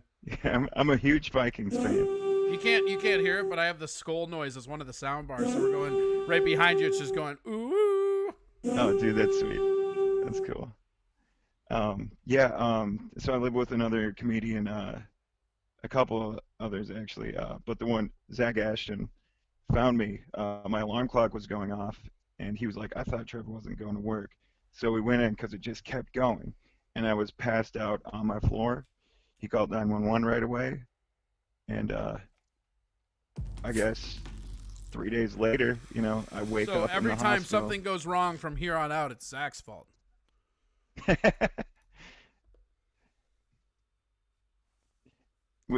How so?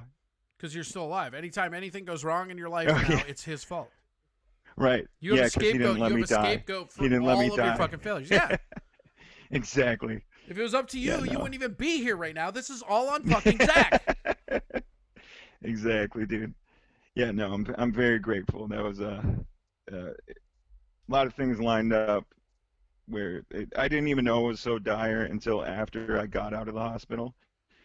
But yeah, no, the doctors told me afterwards if someone wouldn't have found me by the time everybody got back from work, I would have just been done.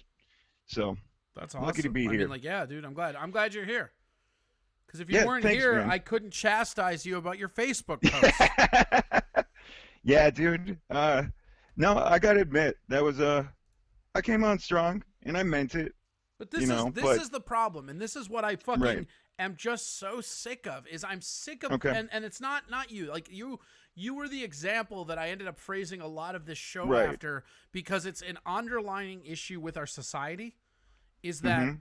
we put this shit on blast all the time that we don't know. And like anybody that thinks differently than us, we want to come at them and just be like, no, I have facts and math on my side, but none of us have that. Everybody has partial information of shit that they get from whatever news sources they want to do. You know, I mean, like you look at you look at like the CDC. Right. They're basically in bed with the World Health Organization, who has 4 members on their up and up that are connected to the Chinese government and connected to multiple presidencies, administrations here.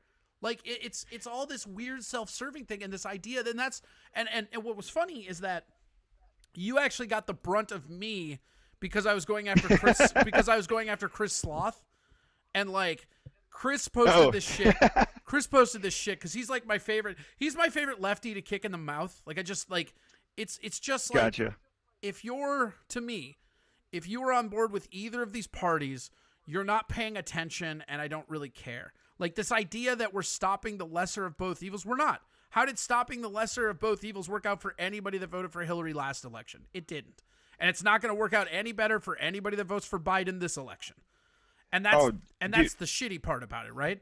But like what's weird is like we got to this weird nexus as a society where we can use whatever doctored numbers we want and we can use them to browbeat people for not having our opinion. I'll give you another example that has nothing to do with you, right? Climate change. For as big an argument and as big an issue as climate change is, most scientists believe it's happening. They don't know the degree and they don't know the number of what humans are causing. There's no real consensus amongst society or amongst the scientific community. Like we know it's happening. We don't really know what's going on with it. Like we have theories, we have all this other stuff, but the reality. Oh God, your volume is up. I can hear my echo. Get away from the Twitch. Here, just a sec. I don't think it's the Twitch. It might just be Your headset? Headphones. Yeah. Oh shit. There we go. How's that now? Yeah. Sorry about that. No, that's all good. It's just a professional show being run in a living room on Twitch, asshole. I don't want to brag, but we have 31 viewers right now. Dude, yeah, I've been watching that number climb up since I tuned in about 15 minutes ago. Yeah, it usually gets hot right about now, job. and then it'll drop again in like half hour because people get like a lot of the people that follow this. But here's what I'm saying, right? Is like it's this weird thing in society where we fucking hold on one sec.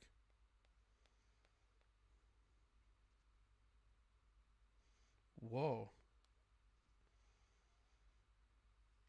All right. So yeah, it's a weird thing that goes on where we all just browbeat each other for having a different opinion. And we all act like our opinions are the only ones that matter or the only ones that fucking like are believable because we'll go and we'll verify some information that we're already trying to verify. And the reality for that is that the math is being loaded from all sides. And then we act like we know what the math is. Like with climate change, everybody's like, oh, you're denying science. And it's like, no, you have to prove science. Like this idea that questioning science is somehow denying it is a weird mentality. And it's just rolling over to every other issue. Even abortion. You're not pro-life or pro-choice. You're pro or anti-abortion. And that's why I came down on you so hard. I didn't even come down on you hard, but that's why I even commented. Yeah, I didn't feel like thing. you really came down on me hard. No. I kind of opened the gates like in a kind of taunting way, you know. I mean, I said it. What did I say? You're like, I have the math come to at back me, morons. Me up. Right. Yeah, right. and then I said, come at me, morons. And what was crazy and I wanted people to talk but look to me. at how many, honestly, look at how many mindless replicants just shared your fucking shit. Oh, just a sec. You cut out a little bit. That could be my thing. Here, I'm gonna try something different here.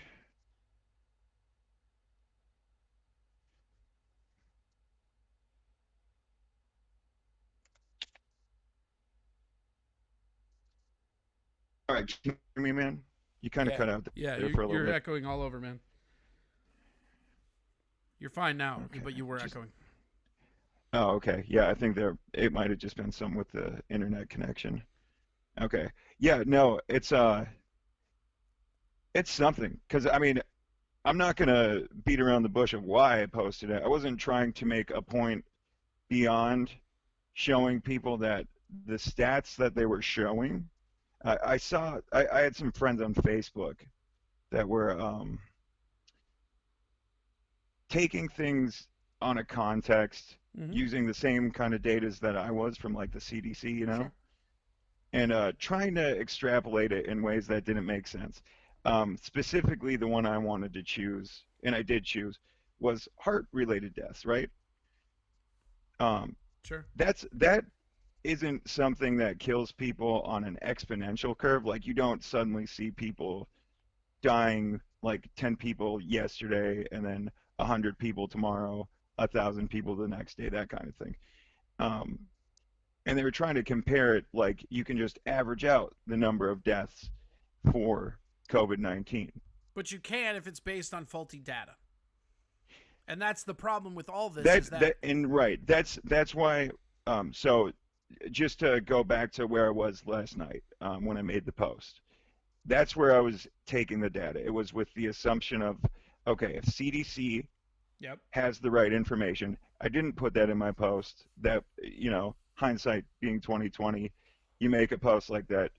You brought up the fact, like, show where you got your data. Right. Well, that's how it was. And It's then like, hey, morons, totally. believe me here. I have the proof, and then no proof. Exactly. So it's and I'm willing to admit, like, yeah, could have been done a little more gracefully to show a point, you know, like, hey, here's something to ponder about, right?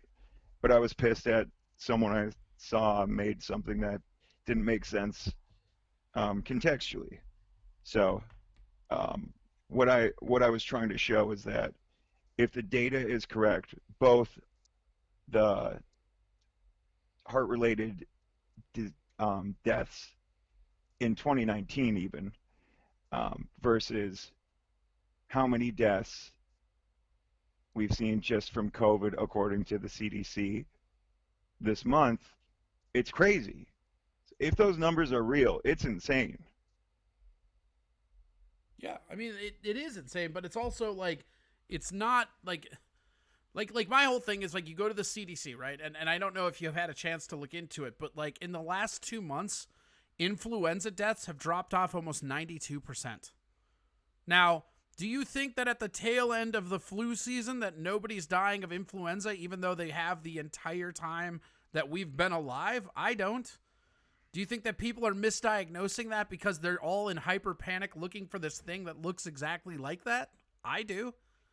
And it's not like, again, it's not it's the way that you phrased it. And again, I know it wasn't intended for me, but I'm getting so sick of this idea that we can browbeat people beyond conflict when there's discussions to be had. And I'm just picking on you for fun. It was a fun way to fucking lash out. It's an easy way to have you on the show. If you're going to pick anybody. Well, but it's an easy way to have you on the show. Flexibly minded. Up. Sure. Exactly. No, but I can be pretty narrow-minded in a lot of respects, but in a conversation. I think that you are more open-minded than you think you are.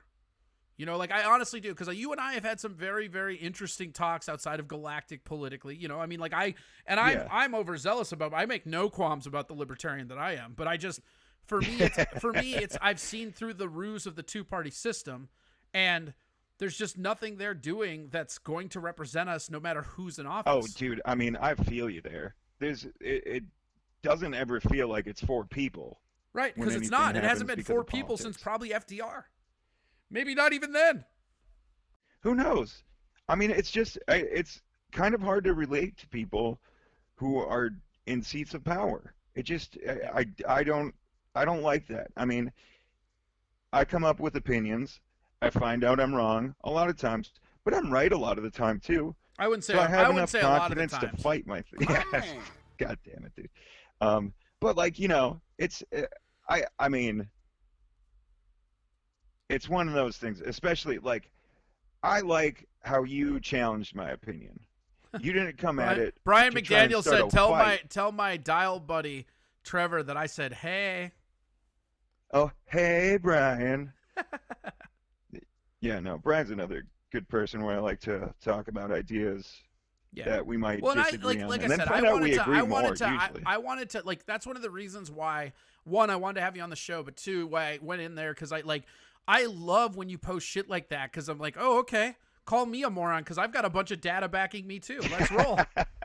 Because I won't have an argument. Whenever like, I post something like that, you come to mind as like, there's a few people that I'm friends with where it's like, I think this person's gonna oppose me.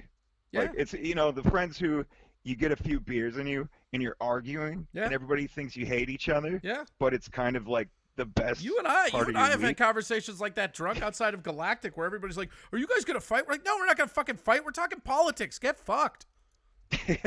Exactly, dude. And I think that's necessary. I would never hit this liberal cuck. Are you kidding me? Dude, I mean, he's like, I wouldn't hit Corey either. He's too much of a snowflake. Well, I just think so much of, like, you kind of alluded to it before, and it goes on the same thing. I don't want to just have constant opposition. I get pissed off. I'm human. When it really comes down to it, though, I wish people, if they had opposing positions, could just argue, try to point out facts and holes, counterpoints, just debate tactics. Well, and that's actually what's funny is my Facebook wall gets a very bad rap. I am probably the most unfollowed comedian on Facebook in Minneapolis. And the reality is that there is a lot of like causticness to the arguments, but like if somebody is just calling people names, they usually get dealt with either by myself or the rest of the community that hangs out there because we self-share. Because the whole thing is I never go into a conversation trying to change someone's mind. I don't give a shit about that. What I care about is challenging someone's opinions like yours and then making you do legwork where while you're doing the legwork, you might change your mind. Because I don't think anybody changes their mind in the course of a debate. I just don't think that's possible. I've had people talk to me about things where I'm like, oh, that's bullshit. I don't believe that. And then I go do the legwork and I'm like, oh, they were right. And then that changes my mind. Right. Yeah, no, I mean, it's and I'm not going to say that personally,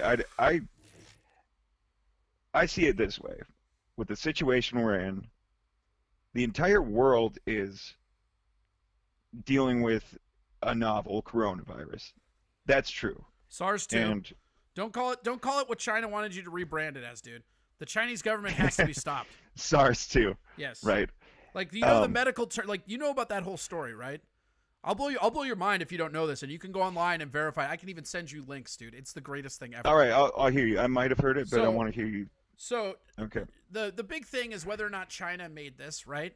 Like I personally believe that China engineered this, but I don't think it was a bioweapon. I think that's just like Republican speaks right now.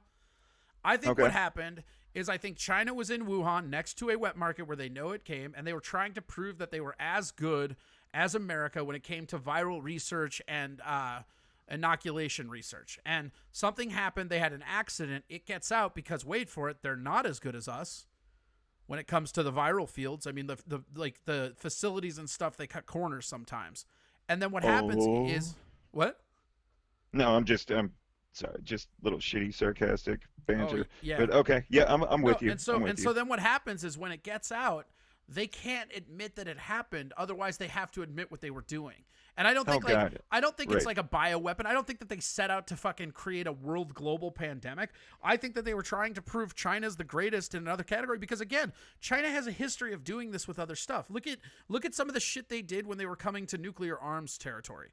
Like, they do this shit where they just want to be better or bigger than someone else, so they will cut corners, and then if it blows up in their face, they will sweep it under. And this is historically a long time, and it bugs me. For me, it bothers me when Trump goes on there and he's doing, like, Chinese flu and stuff, because then people like me get racist, get, like, chanted at them when I suggest that maybe you shouldn't trust the Chinese government, which is, from a historical standpoint, one of the most evil regimes this world has ever seen.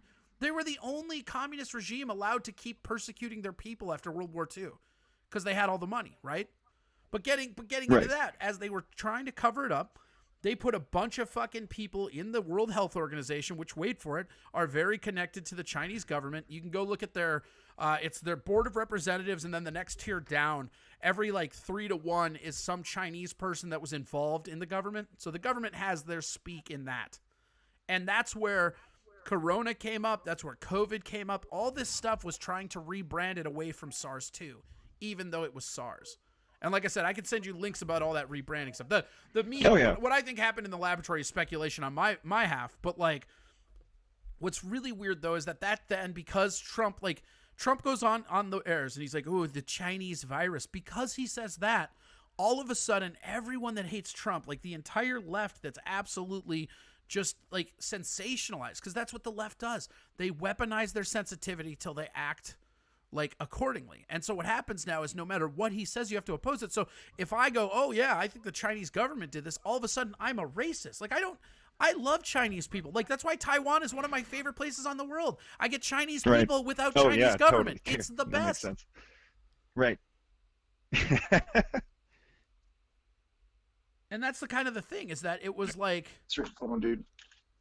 I think that it's not as nefarious or anything like that, but I just think, and then as they go forward, then they are basically negating all of their numbers. You can't trust any of the numbers coming out of there. Then everything got to this crazy heightened thing. You look at Italy, very high average age of people, also one of the highest countries in per capita of smokers. You think that plays into how people contract a respiratory disease? I do. Oh, definitely. That's a huge factor. Right. So then you look at Australia, right? These people have been inhaling smoke from mass fires for 8 months. Do you think that plays into any kind of respiratory infection? Again, I do. And then you look at America. America hard sold everybody with how much these numbers are going to be, and they're not those numbers, and they keep top loading with everything. I mean, that person, I shared the picture that they shared on the comment on your wall, and I mean, I have other medical professionals that are saying the same shit, where it's like, no, these people didn't have this, but they got marked as that on their way out. And so now you're padding the numbers to get up to this. Meanwhile, influenza and these other diseases have gone down almost on average 75 to 85% in the last 2 months. Those diseases haven't gone anywhere. I mean, they're been here. And then you look at all the heart disease comparisons. You know what all the heart disease comparisons do when they go 2020? They don't count January. Like when you're looking at your numbers, when you go through or whatever, look for the comparison of it in January and how top-loaded that fucks the average. Admittedly, I never found anything from 2020. I mean, I did find that in America, it's a growing epidemic. Of course it is. Like, and nobody's saying it's not an epidemic. That's the thing about heart disease, is that's going to stay. Yes. That's not going anywhere. Right. Like a virus, and I didn't allude to this point, but this is what I talk to people about if they think it's going to be a forever lockdown. I mean, I don't know when my worry about the lockdown. But obviously, the economy can't. Well, but it's not more than that. My worry you can't sustain this. Something's gonna crack that we don't want to. But my overall worry about it is just that no matter what happens going forward, they can justify this pandemic for getting more control, right? If the numbers drop, it's because they locked us down, so they need to keep doing it. If the numbers go up, it's because they didn't lock us down tight enough. They need to do more. Like, there's no way we're escaping this before June without more ratcheting of our freedom. Yeah, it's very sticky, dude. I mean, there's nothing that isn't messy about this. Like big picture stuff. I mean, I'm trying to do my best to try to do research. People like you are sending me new angles on things that I didn't think about before. Yeah. And that does change the perspective.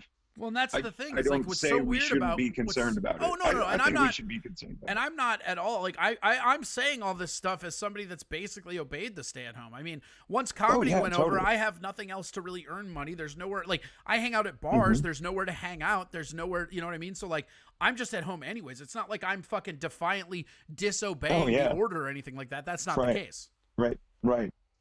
Yeah, dude. It's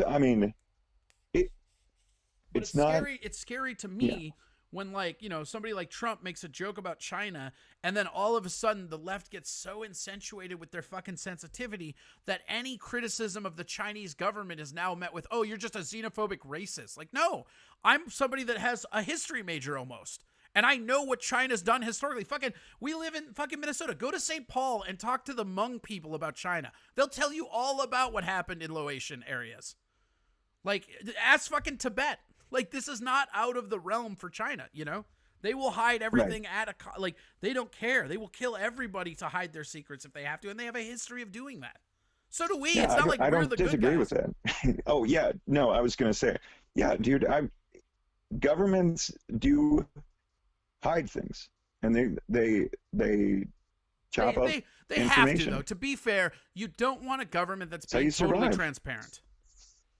Right. Yeah, no, I mean, I've never looked at your opinion on this as something where it's like, oh, dude, that's ridiculous. I don't see your posts and think, oh shit, like what an idiot. This guy doesn't do his research. You do your research. Right. Well, and I have to. I mean, part of what's really weird and funny is part of being a very public and very adamant libertarian, somebody that's really like petitioning for libertarians to be more than just a fringe third party, is that my views get attacked from both sides all the time. Like, the moment a fucking Democrat doesn't agree with me, I'm nothing more than a Republican. The moment a Republican hates what I say, oh, you're just a fucking Democrat. Like, it's so funny because they have to put the criticism in their little fucking box. Because, like, I've had times where I'm fucking going after somebody and they're like, oh, well, fucking Donald Trump this. I'm like, dude, fuck Donald Trump. Ain't nobody like him. Like, what the fuck, you know? Oh yeah, totally. And you know, to go to another point that you and Brian kind of started talking about, we really do actually have to think about economic strain versus death. I mean, it's a fact of biology right now. We're dealing with a natural disaster, whatever the magnitude is that you believe. It does exist. It can kill people, and it can kill people who are still in working age. I mean, it primarily kills elderly, true, but it can kill people that are in their 50s. I mean, we don't have to talk about numbers right now, but like, I mean, it's a bizarre thing, because what happens when nobody's making money?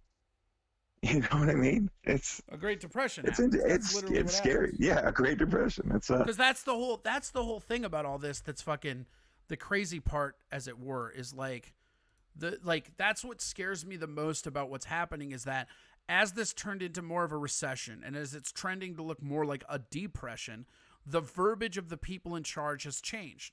Now you see shit all the time that says stuff like you hear invisible enemy, and that's something that Trump was saying, but now you see other people using it in Congress. And like, this is what seems to me to be starting of the fanning of flames of like a world war, because if we go full on depression, the only way we get ourselves out of it is to go to war. We proved that with the first one.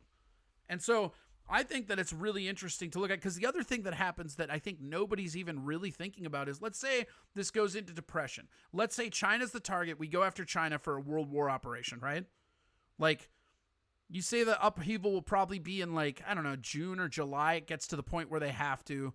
Something gets more complicated. They're actually declaring more. They're deploying troops. They're going to take their time and do it responsibly. They drag their heels 4 months, and now you're looking at having no election. Oh yeah, dude. The possibilities are crazy, and we should think about that implication. We should. I completely agree with that. Blydog says, is there such a thing as a good government? Not really. There's government that acts in the interest of the people. It's one of the biggest reasons why I'm a libertarian, is because of small government. Like, your government should only really be doing two things: upholding the law, like basically protecting you from threats, foreign and domestic, and upholding the Constitution. That's it. Everything else that the government does, it's not intended to. And from a private sector standpoint, it usually does those jobs worse. Like, you can point to a lot of shit. I mean, look at all the restrictions that went up in the air after this fucking thing right now. Like TSA used to not let us carry bottles of hand sanitizer in because they were unsafe. Now during a pandemic, no, they're fine, because they were always fine. Like, this is the one I always talk about that I think is funny, and I don't think Trevor's ever heard me bitch about this, but this is one of my biggest libertarian pet peeves when it comes to the fucking legislation, right? Are you ready? Yeah, let's go for it. So you've been to the airport, right? Yes. You've gone to that x-ray machine where you have to, like, lift your hands up and they do that circular thing? Totally. Okay, so check this out. Are you ready? Why do they make you lift your arms up? It's a fucking x-ray machine. That is literally a pony show for scared old people. That's a good point. Right. I've always wondered that too. Right. It's an x-ray machine. Your hands can be wherever you want, and it's an x-ray machine. But putting your hands up looks like they're actually like fucking searching, and this is why they fucking do it. TSA does a bunch of shit like that where it's just for like the fucking like optics of it. It's not necessarily for safety, like the random checks, right? Like the reality is that one of the safest airports in our country is San Fran Airport, and they don't have TSA. They're the only ones that don't have TSA. They're one of the safest. They also were one of the only ones up and running to full capacity when TSA went on strike because no TSA. Oh yeah, dude. I've always thought TSA does nothing but just cramp up the system. Yeah. I mean, there's no reason we should still have it. It was bullshit peace of mind legislation, and this is something that I think happens more on the left than the right, but the right does it too. And this TSA stuff is a great example of the right doing it because it was all reactionary to the 9/11. Like the whole idea was you wanted to make old people feel like it was safe to go out and venture into public again. That's all it was. Oh, dude, one that comes to mind for me, I was just reading the book about the creators of Doom, the video game. Yeah. Huge into that game. That was the first video game I had as a kid. Oh, I still remember like all that fucking shit. IDDQD, IDKFA, ID clip. Right, dude. Super, just amazing game. Great technology. That game came out officially, it was at 93, I believe. They started blaming Doom for school shootings in 99. It was huge. You remember that, right? Oh, yeah. It was all over they were blaming that. All the research that has been done since then points that, if anything, video games are just great for your brain. You know, they're challenging thought experiments, basically. Yeah, they're puzzles. Exactly. That's what video games are at their core. They're just skill puzzles. Exactly. All right, so we'll just wrap up with this, and then we'll get into a little video game talk. But we can all admit that math is not on your side, and I'm not a moron, right? You're not a moron. And I'll tell you this much. I am definitely open to more information. If people want to throw shit at me, they want to throw articles, I'll read them. I will straight up read them. I like that about you. I always have. You're a very you're somebody that's not scared to change your mind. You know, and that's kind of the thing that I always tell people with this, because they're like, oh, well, you said fucking 3 weeks ago it was just a flu. It's like, yeah, that's what I thought 3 weeks ago. Now I think it's not. And that was like, for me, the big moment was when the NBA canceled. I've never seen a flu cancel sports. I've never seen that. Right. Yeah, no, dude. It's I mean, it's one of those things we need to try our best, I think. But in doing so, we can't close our ears off. It might sound a little contradictory. That's what we do. We create buzzwords just so we don't have to listen to people. That's what it comes down to, is that we're basically gaslighting people so that we don't have to exhibit critical thought on a situation that we've already decided where we fall going in. Like, for instance, if you walk into a room and two people are arguing and you've never heard anything, but you find out one's a Democrat, one's a Republican, you're probably going to be on the Democrat side before you ever hear anything. And I'm not saying just you. I do the same thing with libertarians, probably. Oh, you know? Totally. Yep. Because it's one of those things you have to practice. It's all weird turf colors. And until we get past that, until we the people decide that we all get a fucking say, because that's what it was supposed to be, we're not going to be able to fucking challenge these oligarchs that are running us. And that's one of the reasons why I'm such an advocate for less government power. There's less opportunity to corrupt and less opportunity to contain us if the government has less power. That's just the reality. So, like, for me, it's like the moment that, and here's the thing that's super weird, and people hate this take of mine, right? I don't even get mad at liberals for, like, wanting to grow government. That's at least in the tenets of your belief. What I get mad at are Republicans that say they're for small government, and they're not. Republicans are growing government at the same rate as Democrats. And that's not, like, again, I don't care about that. That's not what I believe. But don't tell me you're the party of small government. Bullshit. Sorry, I just had to get that off my chest. Needed to go. Did we lose him? He hated that. I think we lost him. This Facebook app is not doing the job it used to. We're going to have to figure out another way to fucking do all this shit, you know? Maybe. I don't know. I'm pretty lazy, though, so I'll probably just stay with what we got. Let's call him back. See what the haps is. And what's up? Did the connection drop? Yeah, I get it. The moment I start talking anti-Republican shit, you're out. You're an undercover Republican, aren't you? I'm on to you.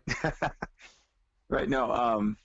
What I was going to say is, since we started talking about my Facebook post, that's where this whole thing bubbled up out of. What I want to say to anybody, no matter how you're looking at the situation right now, I wouldn't say don't be ashamed of being a stubborn person, but if you are stubborn, and someone points it out to you, take a step back. You might still be stubborn about it, but you'll be a little more open-minded to things. I don't know. I just don't think seems to work. I just don't think we, the people, are as divided as they're trying to make us believe we are. I just don't believe that. I think most people on the right are more center, and most people on the left are more center. There's fanatics on both sides for sure, but those don't represent us. You know, until we stop all this fucking in-party and out-of-party fighting, like that's the only way we can oppose what this two-party system has become, because this is how the corrupt oligarchy became a corrupt oligarchy. Agreed. So, since oh damn. What happened? Sorry, that my internet just keeps cutting the conversation out. Everybody's internet. We had somebody in here. News of the Weird said I'm having issues too. Everybody's having internet issues. I'm actually shocked that the internet has not had more issues with everybody at home. I really thought that was going to be the fucking crux of all this. Was like the internet infrastructure was going to be fucking garbage. Oh man, I'm wondering if one of the results of this whole situation is going to be that they try to push building out more fiber lines. They could. I shared an article on here.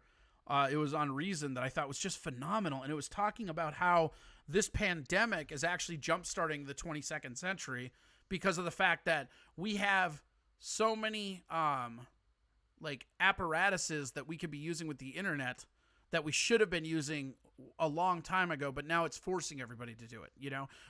How many giant conglomerate chains have like fucking 17 office buildings that they don't need? They could have one office building and just rotate people from working at home. You know, there's all this innovative, like automated shit we should have been doing that we just haven't been.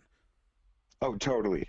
I mean, I totally think some sort of evolution is going to come out of this. Has to, right? All right. It has to. It has to. All right, let's get down to the brass tacks. The real reason I had you on here. Witcher 3, huh? Dude, yeah. It's hard to believe that game's 5 years old, right? Yeah. Yeah, it is. MME says, I think the division is really a generational division. I believe so, too. I mean, I think I look at the main thing in this country to me is everything that we view as social problems, they're generational and they're going to go away. Like think of like racism. Like all of us are less racist than our grandparents. It's just like it's just how it goes because and it's like racism on that level. It's not because they're bad people. It's because a lot of our grandparents didn't grow up around anything but white people. So of course you're going to fucking stigmatize and put all these like fucking folk tales around them that become fucking racist. But the reality is that, you know, every generation, I always point to weed.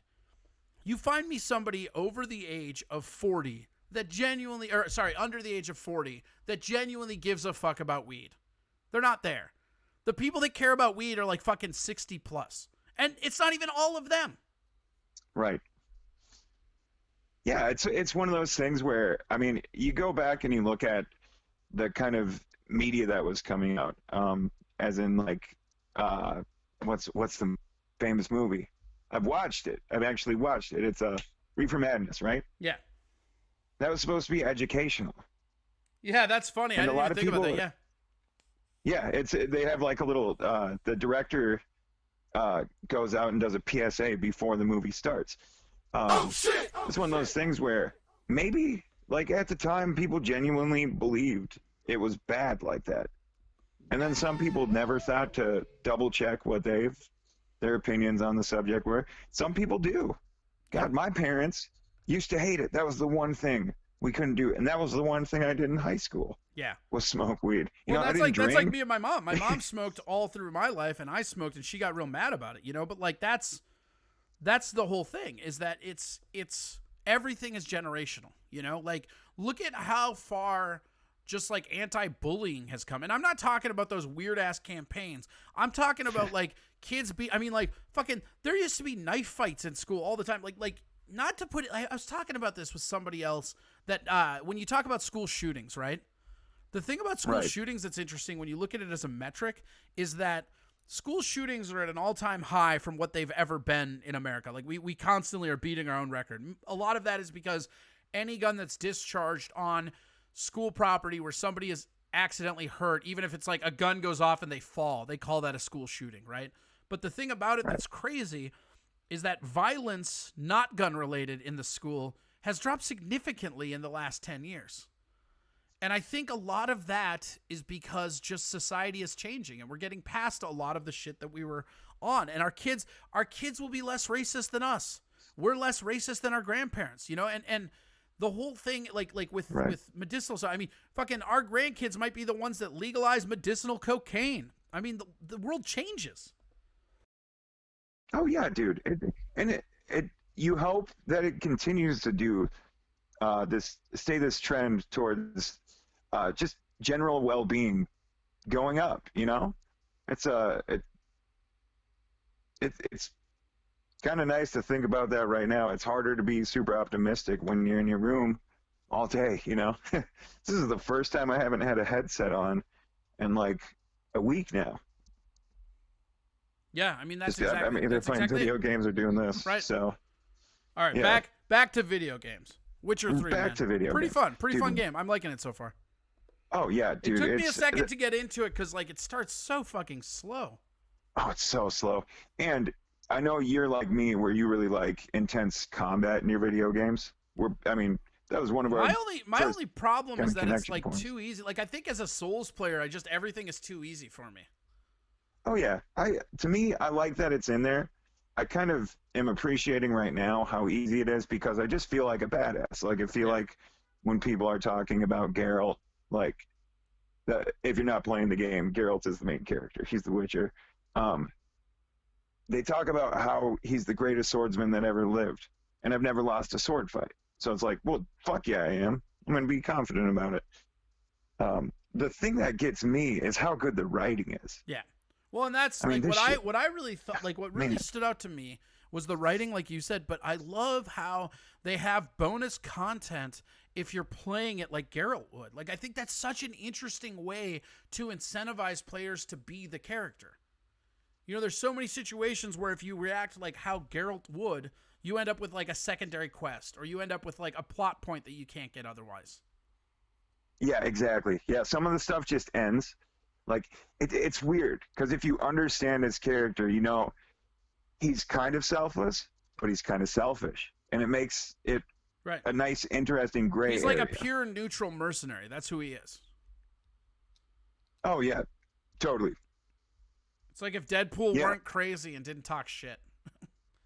Exactly, He's neutral, you know? And like the thing about it that I really like, and I think it's been I don't think it's been given the credit that it should on this front for me, is that I love the way they approach this open world game, because I used to love fucking Fallout games, right? I used to love Bethesda, but I fucking hate Bethesda now. I can't stand their games because like I get to like level 20 or 30 of any character and the game just becomes like fucking upkeep manager. And it's like, I'm not there to spend 30 fucking minutes upgrading everything before I go play. And the thing that I thought was really interesting with Witcher is that they really captured Skyrim and Fallout's like world, but they also captured the like freedom of a GTA and then popped in the loot system of like a Diablo, where like, because the way that they do the gear on Geralt is very similar to Diablo 2. And it's way streamlined and it's just fucking great. Like, it's like they took everything I liked and mixed it into one fucking game. You know, Witcher 3, you know, it's a combat action game. But to me, it feels like the natural evolution of more of like an adventure game, like a point-and-click adventure game, from like, or the ones where it was like just dialogue, the original RPGs and stuff, because you really feel like you're just playing a role. If you only want to craft your armor and your weapons, you can do that. Right. You can go hunting for artifacts and stuff. You can take any quest you want, and you don't have to play like Geralt. You can be Right. just a dick, or you can be a goody two shoes. It's like You can play it BioWare however perfected the Warcraft. fuck you want. Excuse me, Right. bitch? And it got copied by Breath of the Wild in this kind of respect. Pretty much right after you get into the main world, even though they're going to kind of push you towards that first major quest in Velen, you can do any of the major quests. Any of them. You can go to the islands really early in the game. Yeah, It's well, pretty nuts. I haven't. No, I didn't either. I did Novigrad second after the whole Velen region. Then I went there. Yeah, and then have the DLC to do. the first person I found that like told me to go to Skellige was like, "Oh yeah, you got to go do this," and then fucking I was like, "Oh okay," and then like I looked at the quest and they wanted me to be like 24, and I was like, "Fuck that," because I was like 12, like. And then I was like, nah, I'm good. And then as I started like questing elsewhere, I've got like 17 quests that are open right now, and they all want me to go to Skellige. But I've got like most of the question marks taken off the like Valen and stuff like that. Dude, there's something so satisfying about that. And they're usually just easy quests too when you're going. Every now and then though, you'll find an actual like main secondary quest. Something crazy will happen. I love it when I they switch haven't it up like that. because I broke the game and it's just not even it's so boring right now. It's so funny. I found this Did you get what? Good. Oh, I was just gonna say, did you get the DLC? But you're going a different angle with it. I did not get the DLC yet, but I probably will. But so the way I broke it, right, is there's a perk in the sword tree that ups critical hit percentage. And then there's a skill in one of the fight schools that give you that upped for each light armor you wear. So I'm rocking 2 Griffin swords and then all of the cat armor, and my critical hit percentage chance is like 325%. So then I have fire, poison, and stagger in the jewels of the sword. So like, oh damn, and so all I'm doing is jumping around, and I mean, like, I'm at level 20 right now, and I can take out like level 30 bosses pretty easily. Like if they hit me, I'm fucked. But guess what? I grew up playing Souls games. They ain't gonna fucking hit me. Are you kidding me with that shit? Right?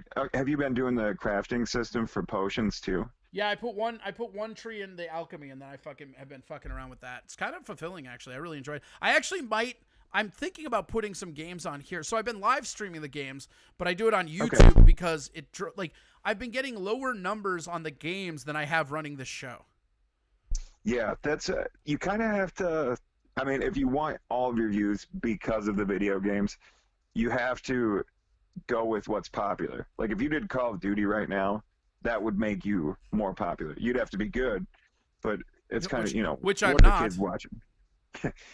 Playing something that's 5 years old, probably not gonna blow you up right now, but I don't know. I think it'd be cool, dude. I'd tune in every now and then. Yeah, well, what I do is I do them on YouTube, though. I still do them, but I live stream them on YouTube. Okay. Because then you I get quite a few I can views. do the live stream stuff, but I don't get my numbers because I'm trying to hit partner because I'm affiliate right now, and I'm making money on Twitch, but I need to get my average up. So anything that kills the average, I'm like, I'm good. Oh, yeah, I gotcha. All right. Well, what games are you playing right now? What's your quarantine hit? Yeah, dude. So we talked about Witcher. I've been playing Call of Duty Warzone. That's the Battle Royale mode that they just released a couple months ago. Okay.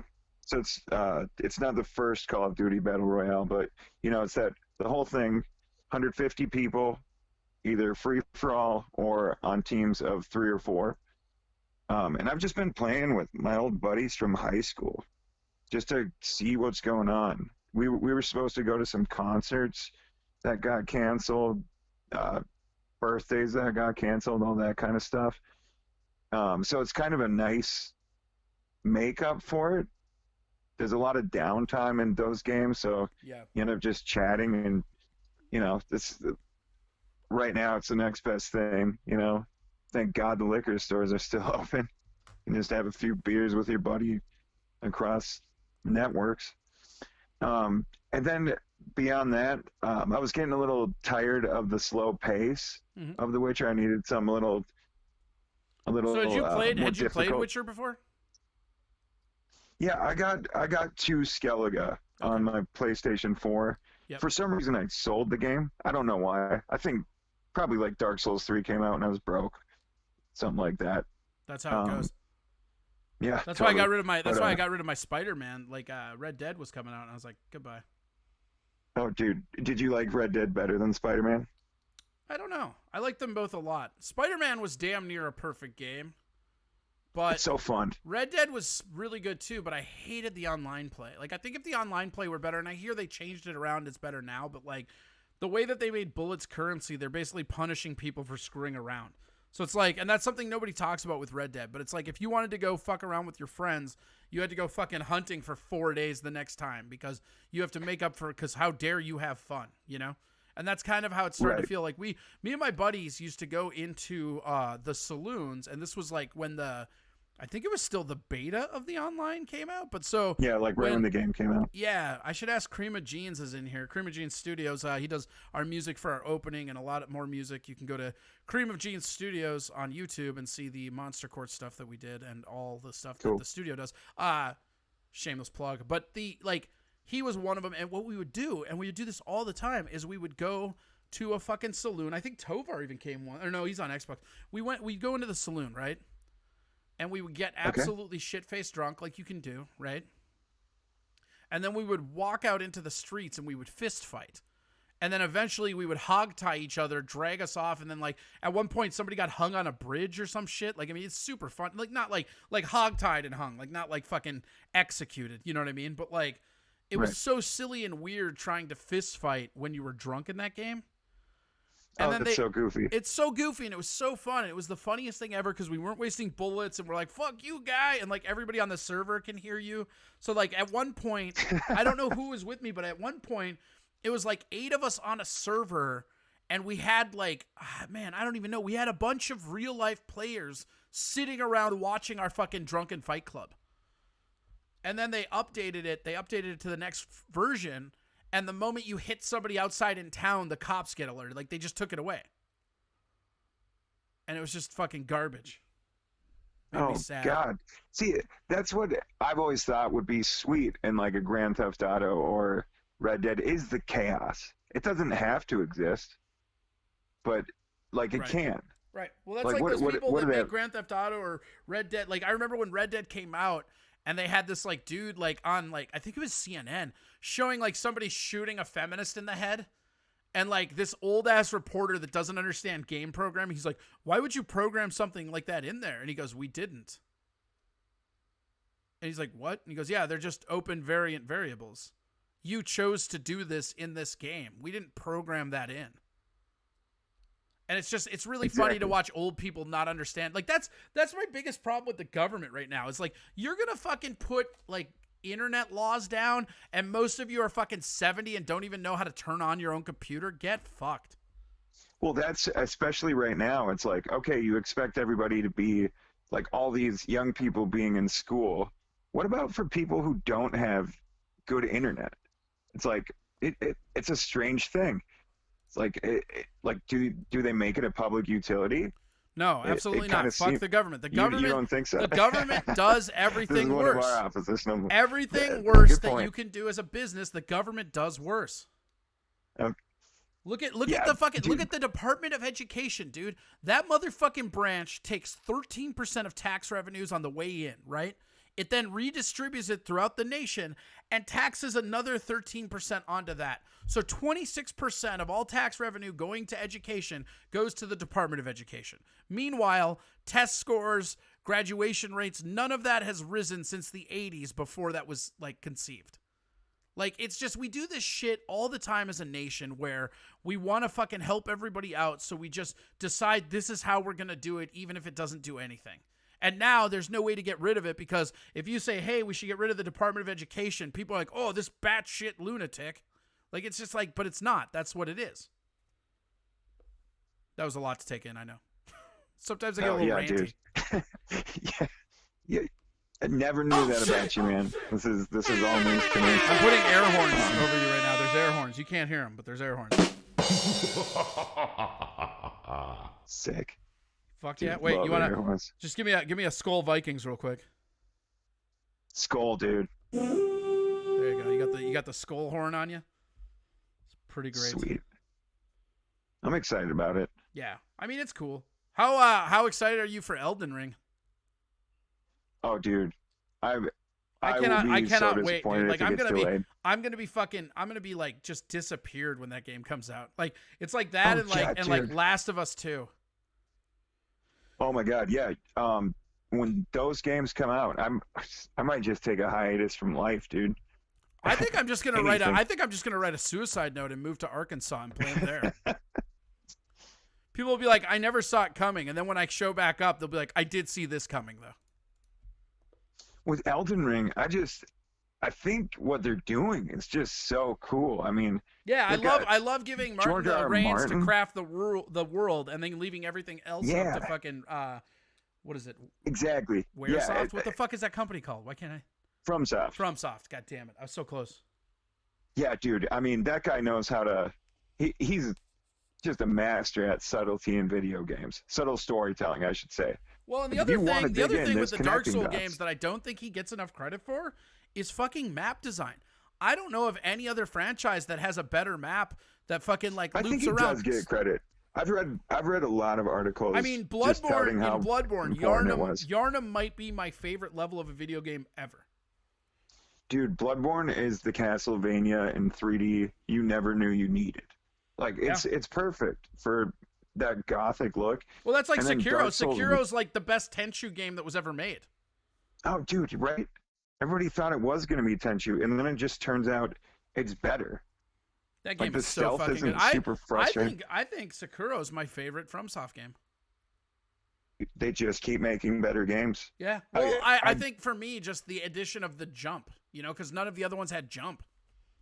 Oh yeah, dude.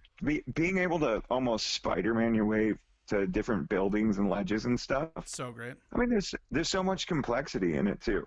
It's like, yeah, I haven't beaten it yet.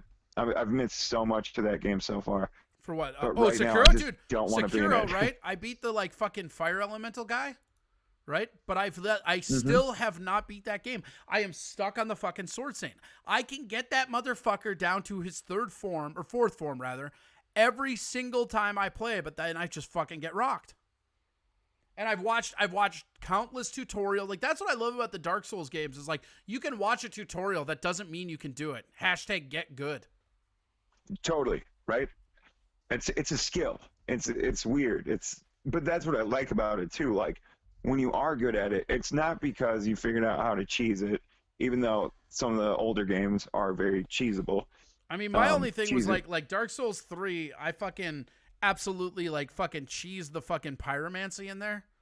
And then like that pyromancy was so broke in Dark Souls 3. I mean, the pyromancy's always broken in Dark Souls games, but like in 3 specifically, they were fucking broke. I broke Bloodborne too. Bloodborne has a really funny thing, like that saw spear that you get. Yes. It's like on the second level or whatever, second part of the first level. It's in By the Yarn. pig. Yeah. Yep. So that thing adds cut damage, right? And like they have a whole cut damage. Only the saw sword and the saw spear do it, right? But so the funny thing about the cut damage in that is, and that I found out through research, is that gets the multiplier of the elemental damage. So if you put fire stones in that thing, it does fire damage 3 times when you crit, twice when you just regular hit. And then so you just put everything in arcane and nothing can stop you. Totally. Dude, I used to do no death runs for that game, and that's exactly what I would do. The saw spear is just ridiculously good. That's something that I really appreciate in games. Because, I mean, it's all arbitrary, right? Like, it's just people programming stuff. But when it comes down to it, like, they limit it just enough where it feels like a tangible object that you made. Like, someone figured out, like, someone who was, like, a master at using that weapon taught you a better way to use that weapon. Right. Not just an I win button, but, like, they taught you how to hone your skills. It's super cool. There's like a really cool community sense to the From Software games that a lot of games are still trying to figure out. Yeah, well, I think that's But just yeah. like the key to it all. You know, they've got to fucking. They're like, Yeah. they're ahead of everybody on such a level, and everybody else is just trying to keep up. Totally. Yeah. Yeah, man. Well, how much longer do you want to do this, man? I Is know that we is got that your like way of 5 saying more you want to leave? minutes. I was gonna play some Call of Duty with friends. I just got a text from him, so Okay, I was gonna goodbye. do the whole Goodbye. You Warzone can go game. whenever you want. You're not a captive person, you fucking asshole. You already, Oh yeah, no, you dude. already rolled on your moron thing, and now you have no math, and now you're just coming at me. I get it. No, get out of here. Okay, well, see you, moron. Thanks for having me on your show, dude. Yeah, thanks for having it. Give a promotion real quick. Tell everybody where they can find you and follow you. Yeah, you can find me on Instagram at Trevor Lee Comedy, and you can find me on Facebook. I believe I have the same handle for Facebook as well. All right, Check it out. Thank you so much, man. I really appreciate you coming here and talking openly. I'm glad that you're doing well, and I'm glad you recovered from the hospital, buddy.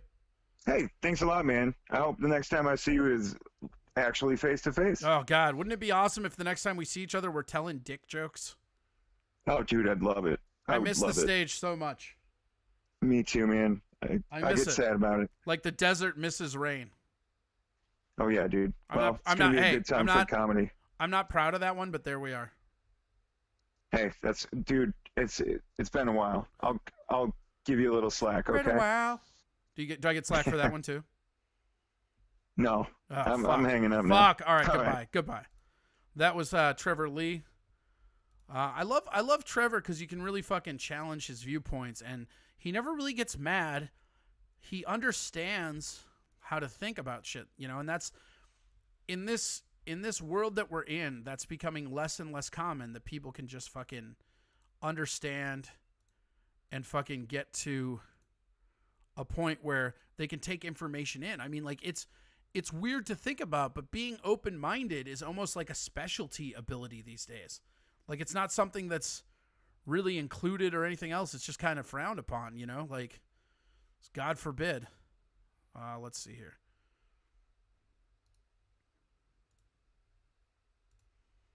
I think. What should we do now? What do you guys want to do? Bye, Tom Lee. Yeah, goodbye, Tom Lee. Let's catch up with what you guys said. I really have been kind of ignoring you guys. I'm sorry about that. I've been so fucking entrenched in my fucking things.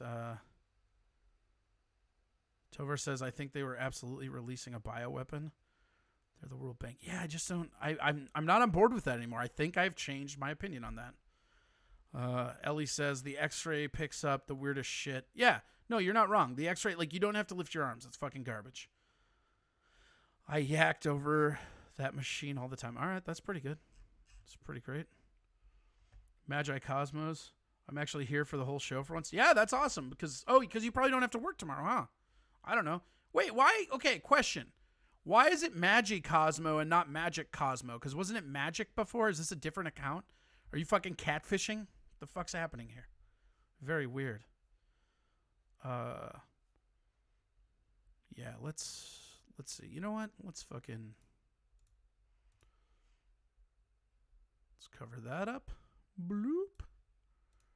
And let's go here.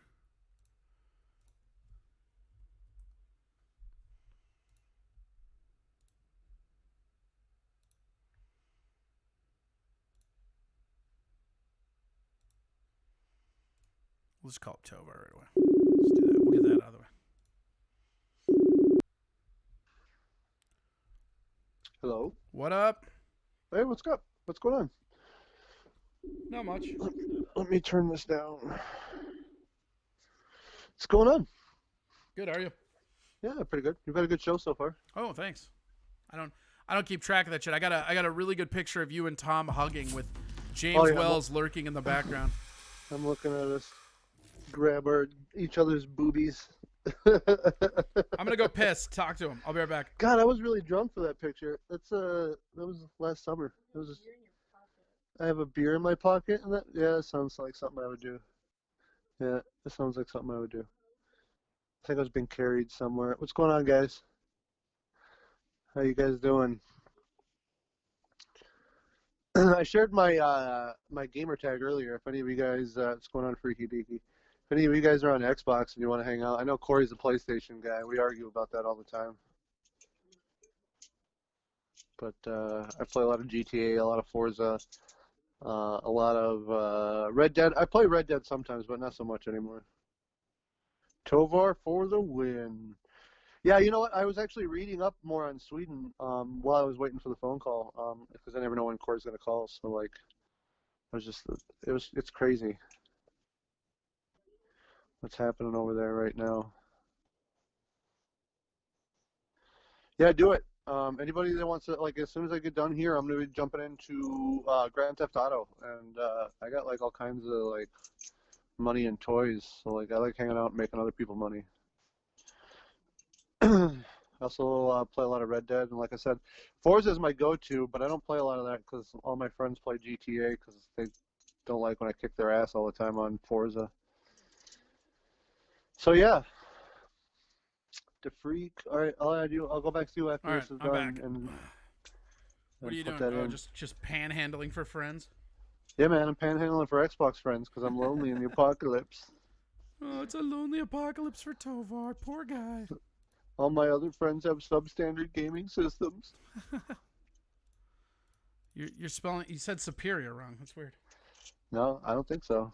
I mean, it doesn't matter what you think. The metrics show it every year when there's 6 Game of the Years on the console every year. Yeah. I care about two things, and none of them are anything you're talking about. Right, because you're not a real video gamer. Otherwise, you'd understand how shitty your console A was. real video gamer. Look at you. What are you trying to put me in a box so you can win your argument? Weird. I don't have to put you in a box. You're claiming Xbox is superior to PS4. You put yourself in that box. Any more labels you want to try and put on me to win this argument about your inferior gaming system? I already gave you the facts at the Game of the Year count. How many Game of the Years does Xbox have? I don't care. Right. How many Forzas does this PlayStation have? They have one. It's called Gran Turismo. Right. Yeah, it's all right. They put a thing out every 10 years and you get 10 cars to play with. Whoa. It's 5 years, first of all. And No second way, of all, man. it goes down to 2.5 if you count betas that are released as full games. Give me a break, man. If they spent we just got a follow by Ninja Jedi 710. Fuck yeah, that's a great name. I like my Switch. Wow. Switch is okay. I don't mind Switch. Yeah, Switch, like right. Nintendo will always be my next console up. Like, I would get a Switch before an Xbox. I feel like other than drunken Mario Kart, I don't know what I would do with a Nintendo. I really don't. I don't know, man. All their first-party games are so innovative. Like, you would absolutely beat the fuck out of Mario Odyssey and love every minute of it. You think so? Oh, it's amazing. I mean, like, it's a great 3D Mario, and then half the levels are 2D side-scroller old Mario style. Well, let me know when it's available on Xbox. It'll never be available on Xbox because that's an inferior system. Fake news. It'll actually be. They've had Mario stuff on PlayStation before, but never on Xbox. Yeah. Have they had Mario? They haven't had Mario stuff. Yeah, they do. On They Sony. the part of that Rabbids thing when they did the crossover with Rayman, because Rayman is partially owned by Sega and then got bought out by Sony. So it's a Sony Nintendo collaboration. Whenever you see Rabbids and fucking Mario Kingdom. But I think that's as close as it gets for actually licensing out, because Nintendo never licensed their shit out of house ever. Didn't Sonic go to PlayStation too? Well, Sonic is everywhere because Sega folded and then just became a software. And then just became a software. Yeah. Yeah, they don't make any like. I remember all of the coolest game systems used to always be Sega. I don't know how they lost. Yeah, well, Sega and all of those developers now work for Sony. Yeah, that's crazy. Like, Sony is literally the next Sega. Like, that's why they're like that's like, I understand, like, you know, you and I love to argue and bicker about it. Like, I get your allegiance to Forza, but I mean, like, honestly, outside of Forza and Halo, it's not even close. Like, it's just so not even close. But the reality is that, like, a large percentage of the games are going to be cross-platform anyways. But, like, you got to look at Game of the Year stuff to me, because your Game of the Years are almost always going to be console specific to Nintendo or Sony. Almost always. I think what I'll be in heaven is when Rockstar makes their shit cross-platform, because like all of my favorite games are made by them. And, but like, Rockstar, almost all their releases are PlayStation exclusive when they first drop. If you own an Xbox, you have to wait 2 to 3 years after they release to actually get them. Red Dead Redemption and this last GTA are the only two that Rockstar has ever released within the same proximity. Well, Other than GTA, that, the it's next all GTA Sony. is going to be this. There's going to be the same release date. So I mean, that's not. I guess that used to be true, but I mean, it hasn't been. No, word is on the street that it's going to be a PS5 exclusive. No, I mean Xbox is getting it too the same day. I mean, they're both getting it. I think That's not what I've been reading. No, what you're thinking that there's some exclusive content that you get with just. No, PS4, the first with year 4 is and exclusive, PS5. is what I've been reading. I could send you stuff. Yeah, sure. But like from everything that I've seen, you're getting some exclusive content on PS5, but they're being Well, you'll released always on get both exclusive platforms. content to both of them. That's just how, I mean, Yeah. Soul Calibur forged that, where it's like 3 different consoles, 3 different add-on characters. Right. Nintendo has Super Smash Brothers. That's their best game by far. I don't think it is. I think that as hack and weird of a thing that it is to say, I think Mario remains their best title. I mean, Mario Odyssey is one of the best games I've ever played. And the Mario Sunshine for the GameCube, that game never gets enough respect. Man, how's it going to feel that Mario's going to outlive you? I mean, I don't know. Who cares? Who gives a fuck about how long they live? How does it feel to be an old man throwing out "is gonna outlive you" proverbs? I don't know. Pretty good, actually. Doesn't seem like it. Seems like it's a very limited Xbox outlook you have. What's your tips for the apocalypse today? It's Saturday, man. I just came here to bicker and argue about Sweden. Oh yeah, Yeah, not really. Sweden that Brian folded almost immediately on. Yeah, that was funny. Dude, I love Brian. I love Brian to death Yeah. because he'll say some shit, and if you call him out and you can prove him wrong, he's the first to be like, "Oh yeah, what do I know?" Yeah. No, that's great. No, I just think it's crazy what they're doing over there. Like I get it, but I don't think they're quarantining enough people, and I think it's going to backfire on their face. I think that there has to be a median here somewhere, right? Because, like, I agree that they're probably quarantining not enough people, but I kind of feel like America's quarantining too many people. Like, Yeah, but I mean, the like, what's initial really weird to reports me, that- and we talked about it a little bit with Brian, is Yeah, just yeah. how the lobbies come in and fucking, like Kohl's can't be open, but Target can. Fucking, Right. like No, that's Chipotle infuriating, too. can be open, but fucking, like, Well, mom and Qdoba pop can't. can't, but like McDonald's and Burger King can. Like that's the thing that Right. infuriates me. Right, Yeah, like yeah. down in the valley was open when I went by there today, and it's like literally, what are Why? they providing that's essential? What, No, CBD? I went to Napa the other day for parts, and like that street, and you know what I'm talking about. That street there where it's all with that business park. Over by was the post still office? Yeah, it was still just as lined with cars as it's ever been. Yeah. And I'm like, what the fuck? Like, seriously, not all of these things can be essential. No, and that's why I don't think that we're going to flatten out as much as we think we're going to flatten out. I really don't. Well, but I mean, like, here's gonna the have, like, a crazy lot of part, man, spikes. is that I have been dissecting the numbers for the last 2 days, Yeah. and like, not only do I think that this is not like I'm back on board with this isn't a big deal. I think. Like, the thing about it that's crazy is, like, they are inflating these numbers at every turn they can, and they're still hitting drastically underneath what they were estimating. And this is with them saying heart attacks are COVID. Yeah, but we had Fucking this conversation every influenza earlier. is like, COVID. Like, what are they basing those metrics off of? Because the last time you told me that it was before that Hammer and the Dance article came out. And so, like, obviously those numbers are going to change from what they were a month ago. They have to, because nobody knew shit a month ago. But nobody knows anything now is the thing. And that's the reality of this, is that article is great, and I love that article. But the reality is that, like, we don't have real data, but we keep having a government that's locking us down tighter based on under exceeding these numbers on data that's not really real. We have Italy and now Sweden to look at, and that's Italy very- doesn't count. They're old and they're all smokers. That doesn't. You're Yeah. never going to get me to care We're about their all respiration numbers. overweight smokers. No, man. Like, we're I don't not. know how you We don't are on understand that. average 12 years younger than the average Italian. We also smoke almost 4%. Like, they're 4 out of 5 people smoke. Here it's 2 out of 5. Okay. Like we have less per capita of smokers, But we also and we're have younger. less hospital beds than they do. Who cares? We're not needing them. Okay. If you look at the people in this state that are the most effective, it's like the 27 to 42 Sure. age Show me one hospital here that doesn't have an open hospital bed. Yeah, because we're like 3 weeks behind New York. Even doing 3 weeks behind New York would have brought us to this week, and we're not even at 50% capacity. So if we double completely what our numbers are this week, we still will have open beds. Well, and what we haven't seen yet are all these rural hospitals filling up, which will in another month or two. Maybe. I mean, maybe not, because now the study coming out is saying that sunlight and heat kills it. Yeah, I hope so. I really do. I hope so. No, it's not a hope or not hope, but it's like there's a big discrepancy going on with the numbers, and when people fucking like call it out, it's like fucking and not you. I mean, like, you and I bicker like this. It's fine. Well, but the numbers, the argument with me, and here's the biggest hurdle that it's going to take for me to get over and get on board with you in this argument is the fact that we're not testing enough. So nobody's going to know any of these numbers. No, right but I've got the counter to that. We're just not testing enough. Sure, I've got the counter to that. When you look at Germany and when you look at South Korea, those are the countries that you can really rely on their numbers. Sure. Here you can't. But here's the thing about the numbers, too. We have tons of people in the health community coming out saying that their organizations are doctoring the numbers. There's people that are saying this that work at hospitals, and it's happening all around the country. They're like, yeah, this person died of a heart attack. They gave him a test, and then it got marked down as COVID. Yeah, okay, but how many of those cases? How many people are dead now? Like close to 30,000. Well, if you look at the margin of decline in heart disease and the margin of decline in influenza, now, do we really think that two things that were very, very like accountable and very consistent all of a sudden went away by 75 to 85%? No. Okay, so all those numbers can be reduced in there.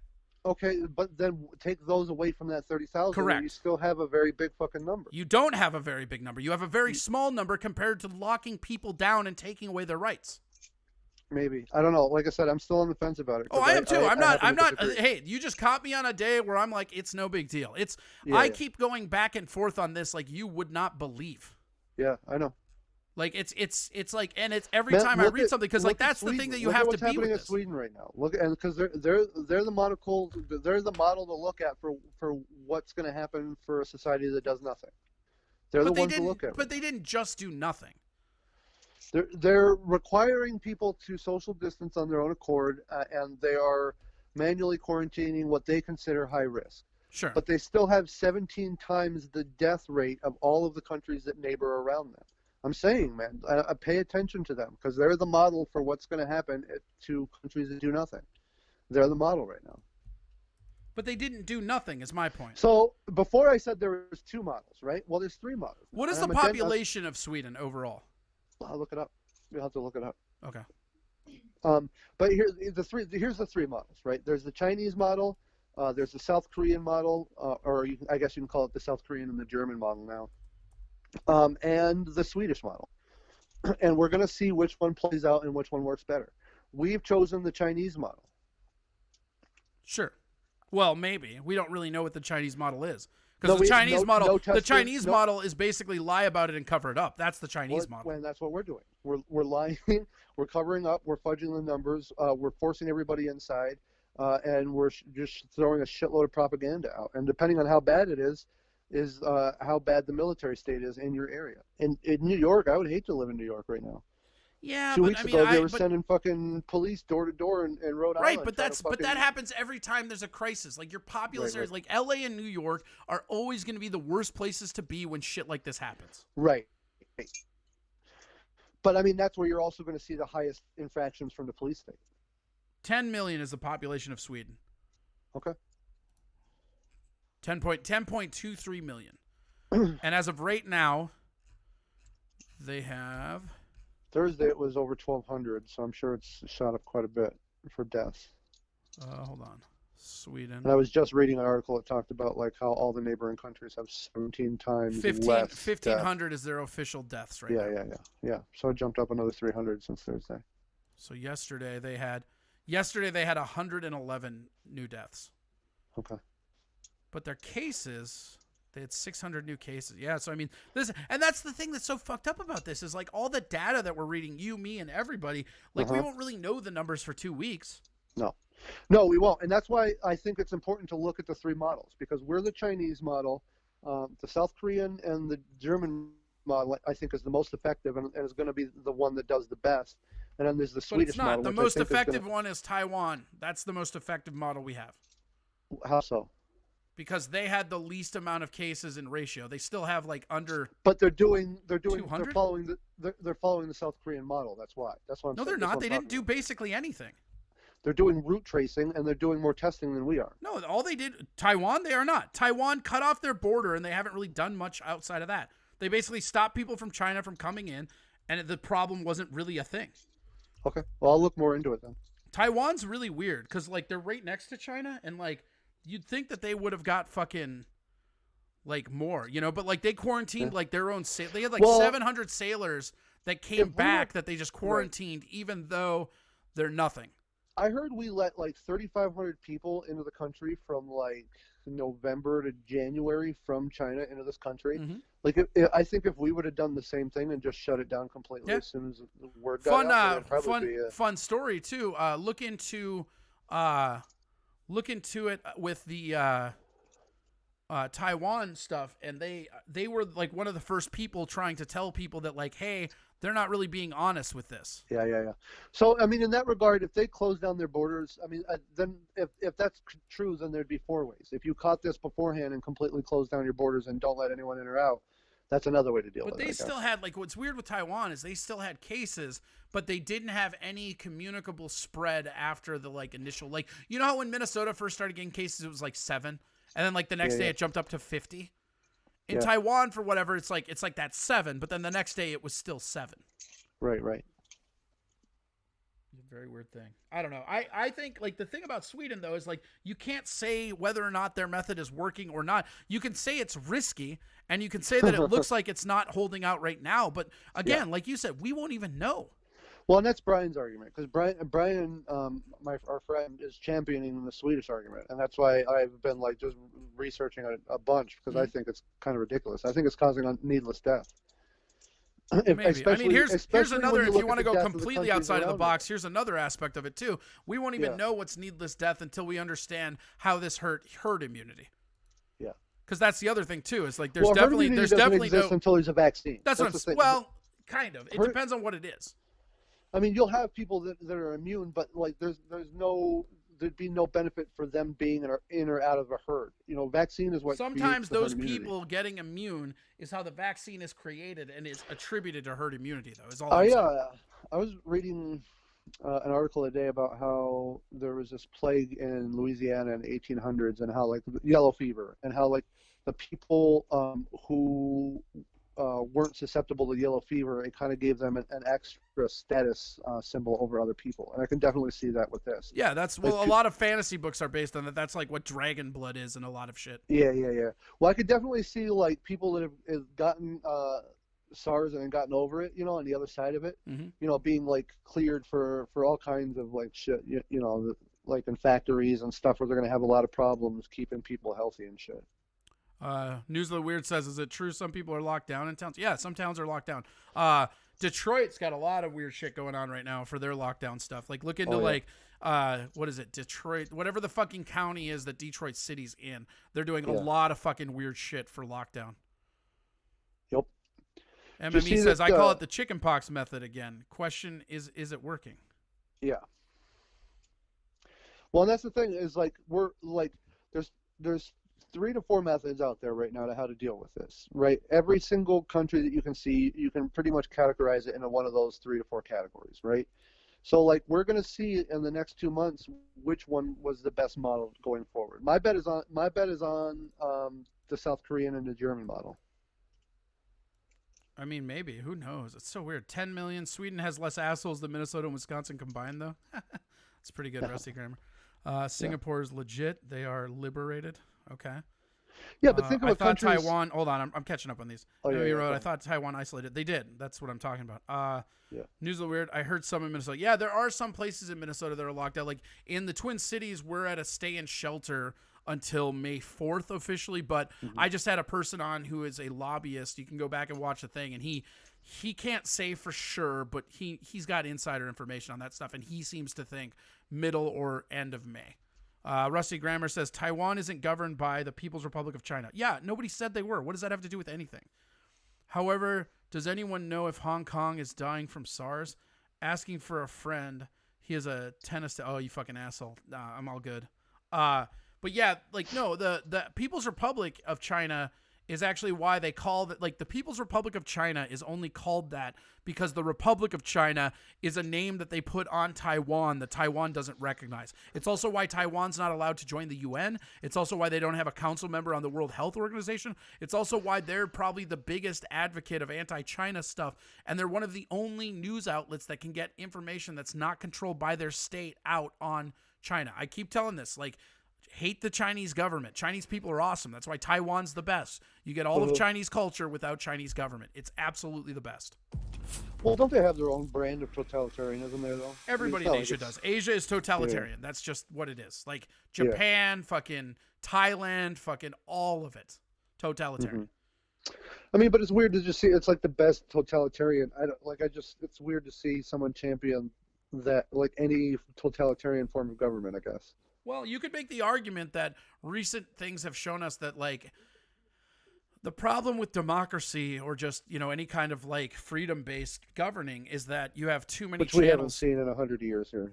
Well, yeah, no, I mean, well, even a corrupt oligarchy, whatever, it doesn't matter. But my whole point is that when you have one authoritarian regime, they can do stuff. Whether or not that stuff is good or bad is not, like, I think it's all bad because that would suck. But it's interesting to see how much they're able to just do because they're not opposed at every corner by a bunch of fucking groups that are like, no, you have to do this, this, this, and this. I think that real freedom is something for the individual to find in any form of government, right? Like government isn't going to be responsible for giving anyone freedom of anything. Historically, that's never ever been the case. Yeah. Right. It's always been the individual's duty to find their own freedom, and whatever, you know, in whatever system that might be. You know, and well, I don't think it's a duty. It's almost, it's not even a privilege. It's just, it's this out there objective that you can or can't. You know, like you can learn to color within the lines, or you can learn to say fuck a coloring book. Well, and some systems are easy to color in than others. So I mean, and I get that completely. But I mean, that's what the libertarian philosophy is. The libertarian philosophy is learn how to live free or move. Or die, I guess. Those are your three options. Well, you don't have to die. Nobody has to die. You're fine. It's fine. Well, if you live in Massachusetts, you do. Well, I mean, that's on you, man. They literally say that on the license plate. If you don't like live it, die. Live free or die. Okay. Yeah. It's their state motto. Which is funny because, like, they won't even allow people to have the weed that they voted to legalize. Whatever. That's a different issue. Yeah. But yeah, I just think it's crazy. And, like, the interesting thing will be to see at the end who, like you're saying, which method does work. But the real thing that'll be interesting is, like, at what point does more than the fringe groups start to not trust these numbers that are obviously being smudged? Dude, watching these fucking people lose their shit already has got me kind of, like, a little on edge. Like, we're only a month in, and these fuckers can't take being you know, kept up in their houses. Well, I mean, if you have like true inner demons, the only way that you're really going to face them is in solitude. So, I mean, this is not probably enjoyable for a lot of people, especially in the comedy scene. Right. No, I consider myself really lucky. What hey, like, what happened with, you said you got unfriended by a friend today? Oh, my high school history teacher. Is that the guy you were bragging about how much you loved arguing with? Dave Vandenhuel. Yeah, he unfriended me. Apparently that feeling of loving to argue was not mutual. Yeah, I guess not. No, well, he didn't like me calling his candidate a rapist and telling him that he was going to lose every time he put a political post up. So I guess, you know, we had to unfriend me for the rest of the duration.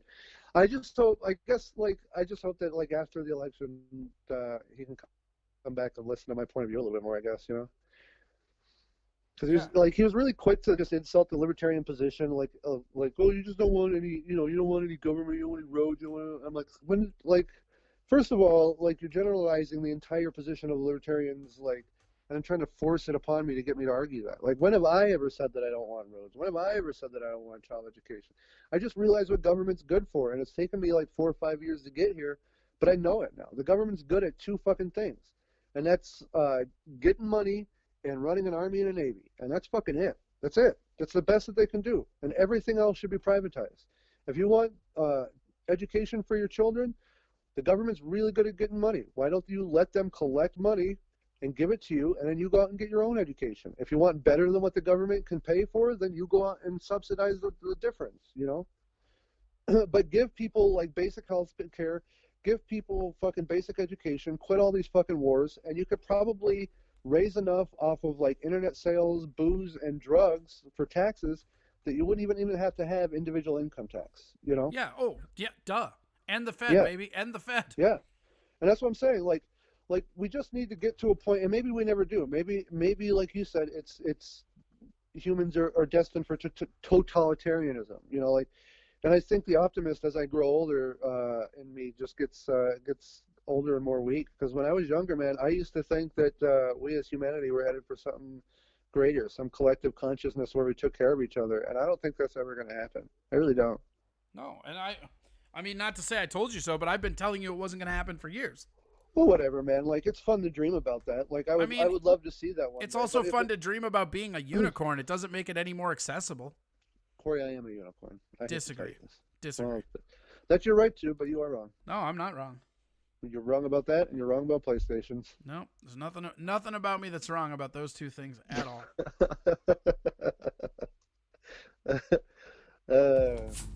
No, but I mean, during that course of 5 years, right, I've also learned how to live more free and to be able to stand up to myself in the face of authority, right?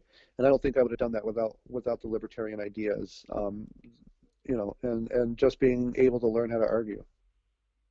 Yeah, I mean, you're not telling me anything I disagree with there. Right.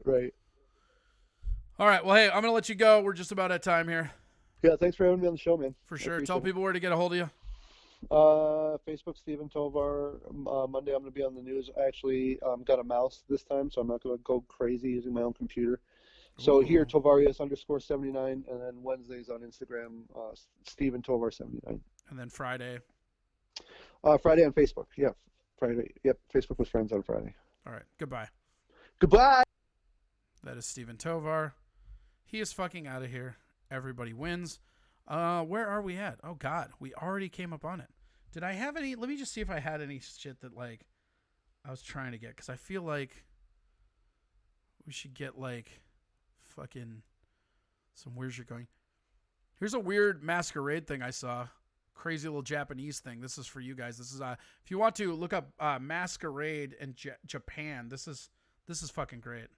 All right, that was Masquerade Karate Master. They also do like they got the Pong ones. They got all kinds of weird shit.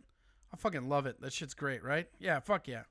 Yeah, they also have the ping pong thing. That's called Masquerade is the name of that show. It's fucking can recommend.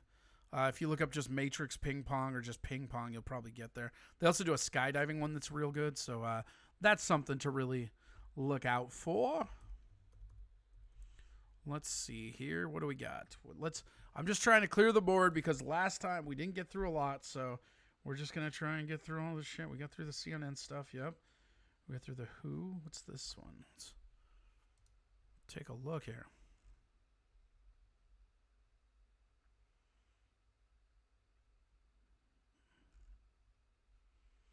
Oh, this is a different one for that. Okay.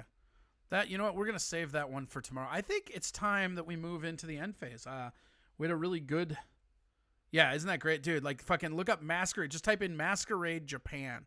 It's this old like talent show like Star Search thing where they do a lot of stuff where they're imitating special effects with live theater. I can't recommend it enough. Also, it's like in the same range as like the MXC and stuff like that, which is super cool. So right now we're going to move over into the end phase. Here we go.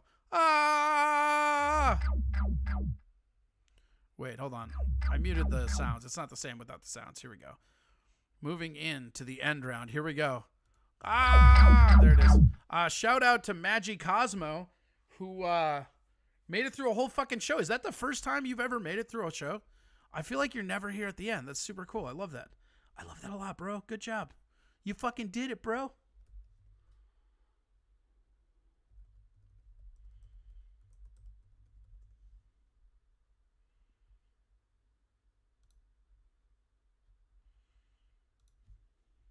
Hold on. Find that. There we go. We're in the end game. Yeah, love, peace, and soul, everybody. Love it. Get it. The alert box is on. That's fucking cool. Thanks to everybody. Shout out to me. Yeah, shout out to you. Check this out. We can even do this.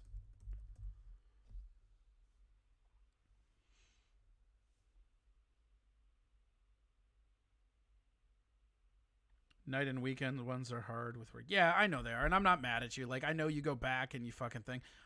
Thank you, Ellie. Thank you for the fucking thank you for all the pizza dough. The fucking the B Grizz hookup, man. Thank you for the bit donations by Rusty. I almost said Nasty Grammar. Rusty Grammar, thanks for being a jerk and subscribing. You gotta do it like this. Watch. There's a bunch of them in there, and if you're a fan of the show, there's like the Steel Toe show. There's a bunch of huge ones in there from the show, which is nice. Like Musty Ropes, gotta love that. That's pretty good. Let's see here. There it is. We found it. Okay, well, hey, you guys, thank you so much. Don't forget, we do this Friday through Tuesday. So I, of course, will see you tomorrow night at around 7:30 or 7:45. Soul Train? You mean a Hype Train? Nah, man. Yeah, don't forget to go to Venmo. Thank you, Otsu. Don't forget to go to Venmo or PayPal and donate to Corey Adam Comedy. All the money you give goes to help me pay bills. And believe me when I tell you, I needs the goddamn help. I needs it. Thank you so much. Again, thanks to everybody.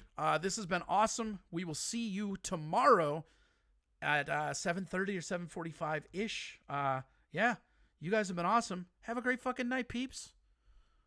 We're gonna fucking roll this. Wait, where'd it go? Damn it.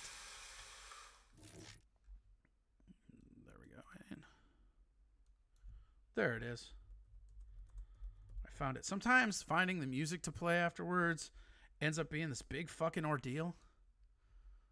And I don't know why that is, but that's just kind of how it is. So whatever. Again, thank you guys so much for listening. I really appreciate it. We'll see you tomorrow. Same place, same time. You guys are awesome. We're out. Have a great night. I'll probably be on Corey Adam Comedy playing Witcher at some point on YouTube. Maybe I'll even put it on Twitch. Who knows? Till then, you guys have been awesome. Have a great night.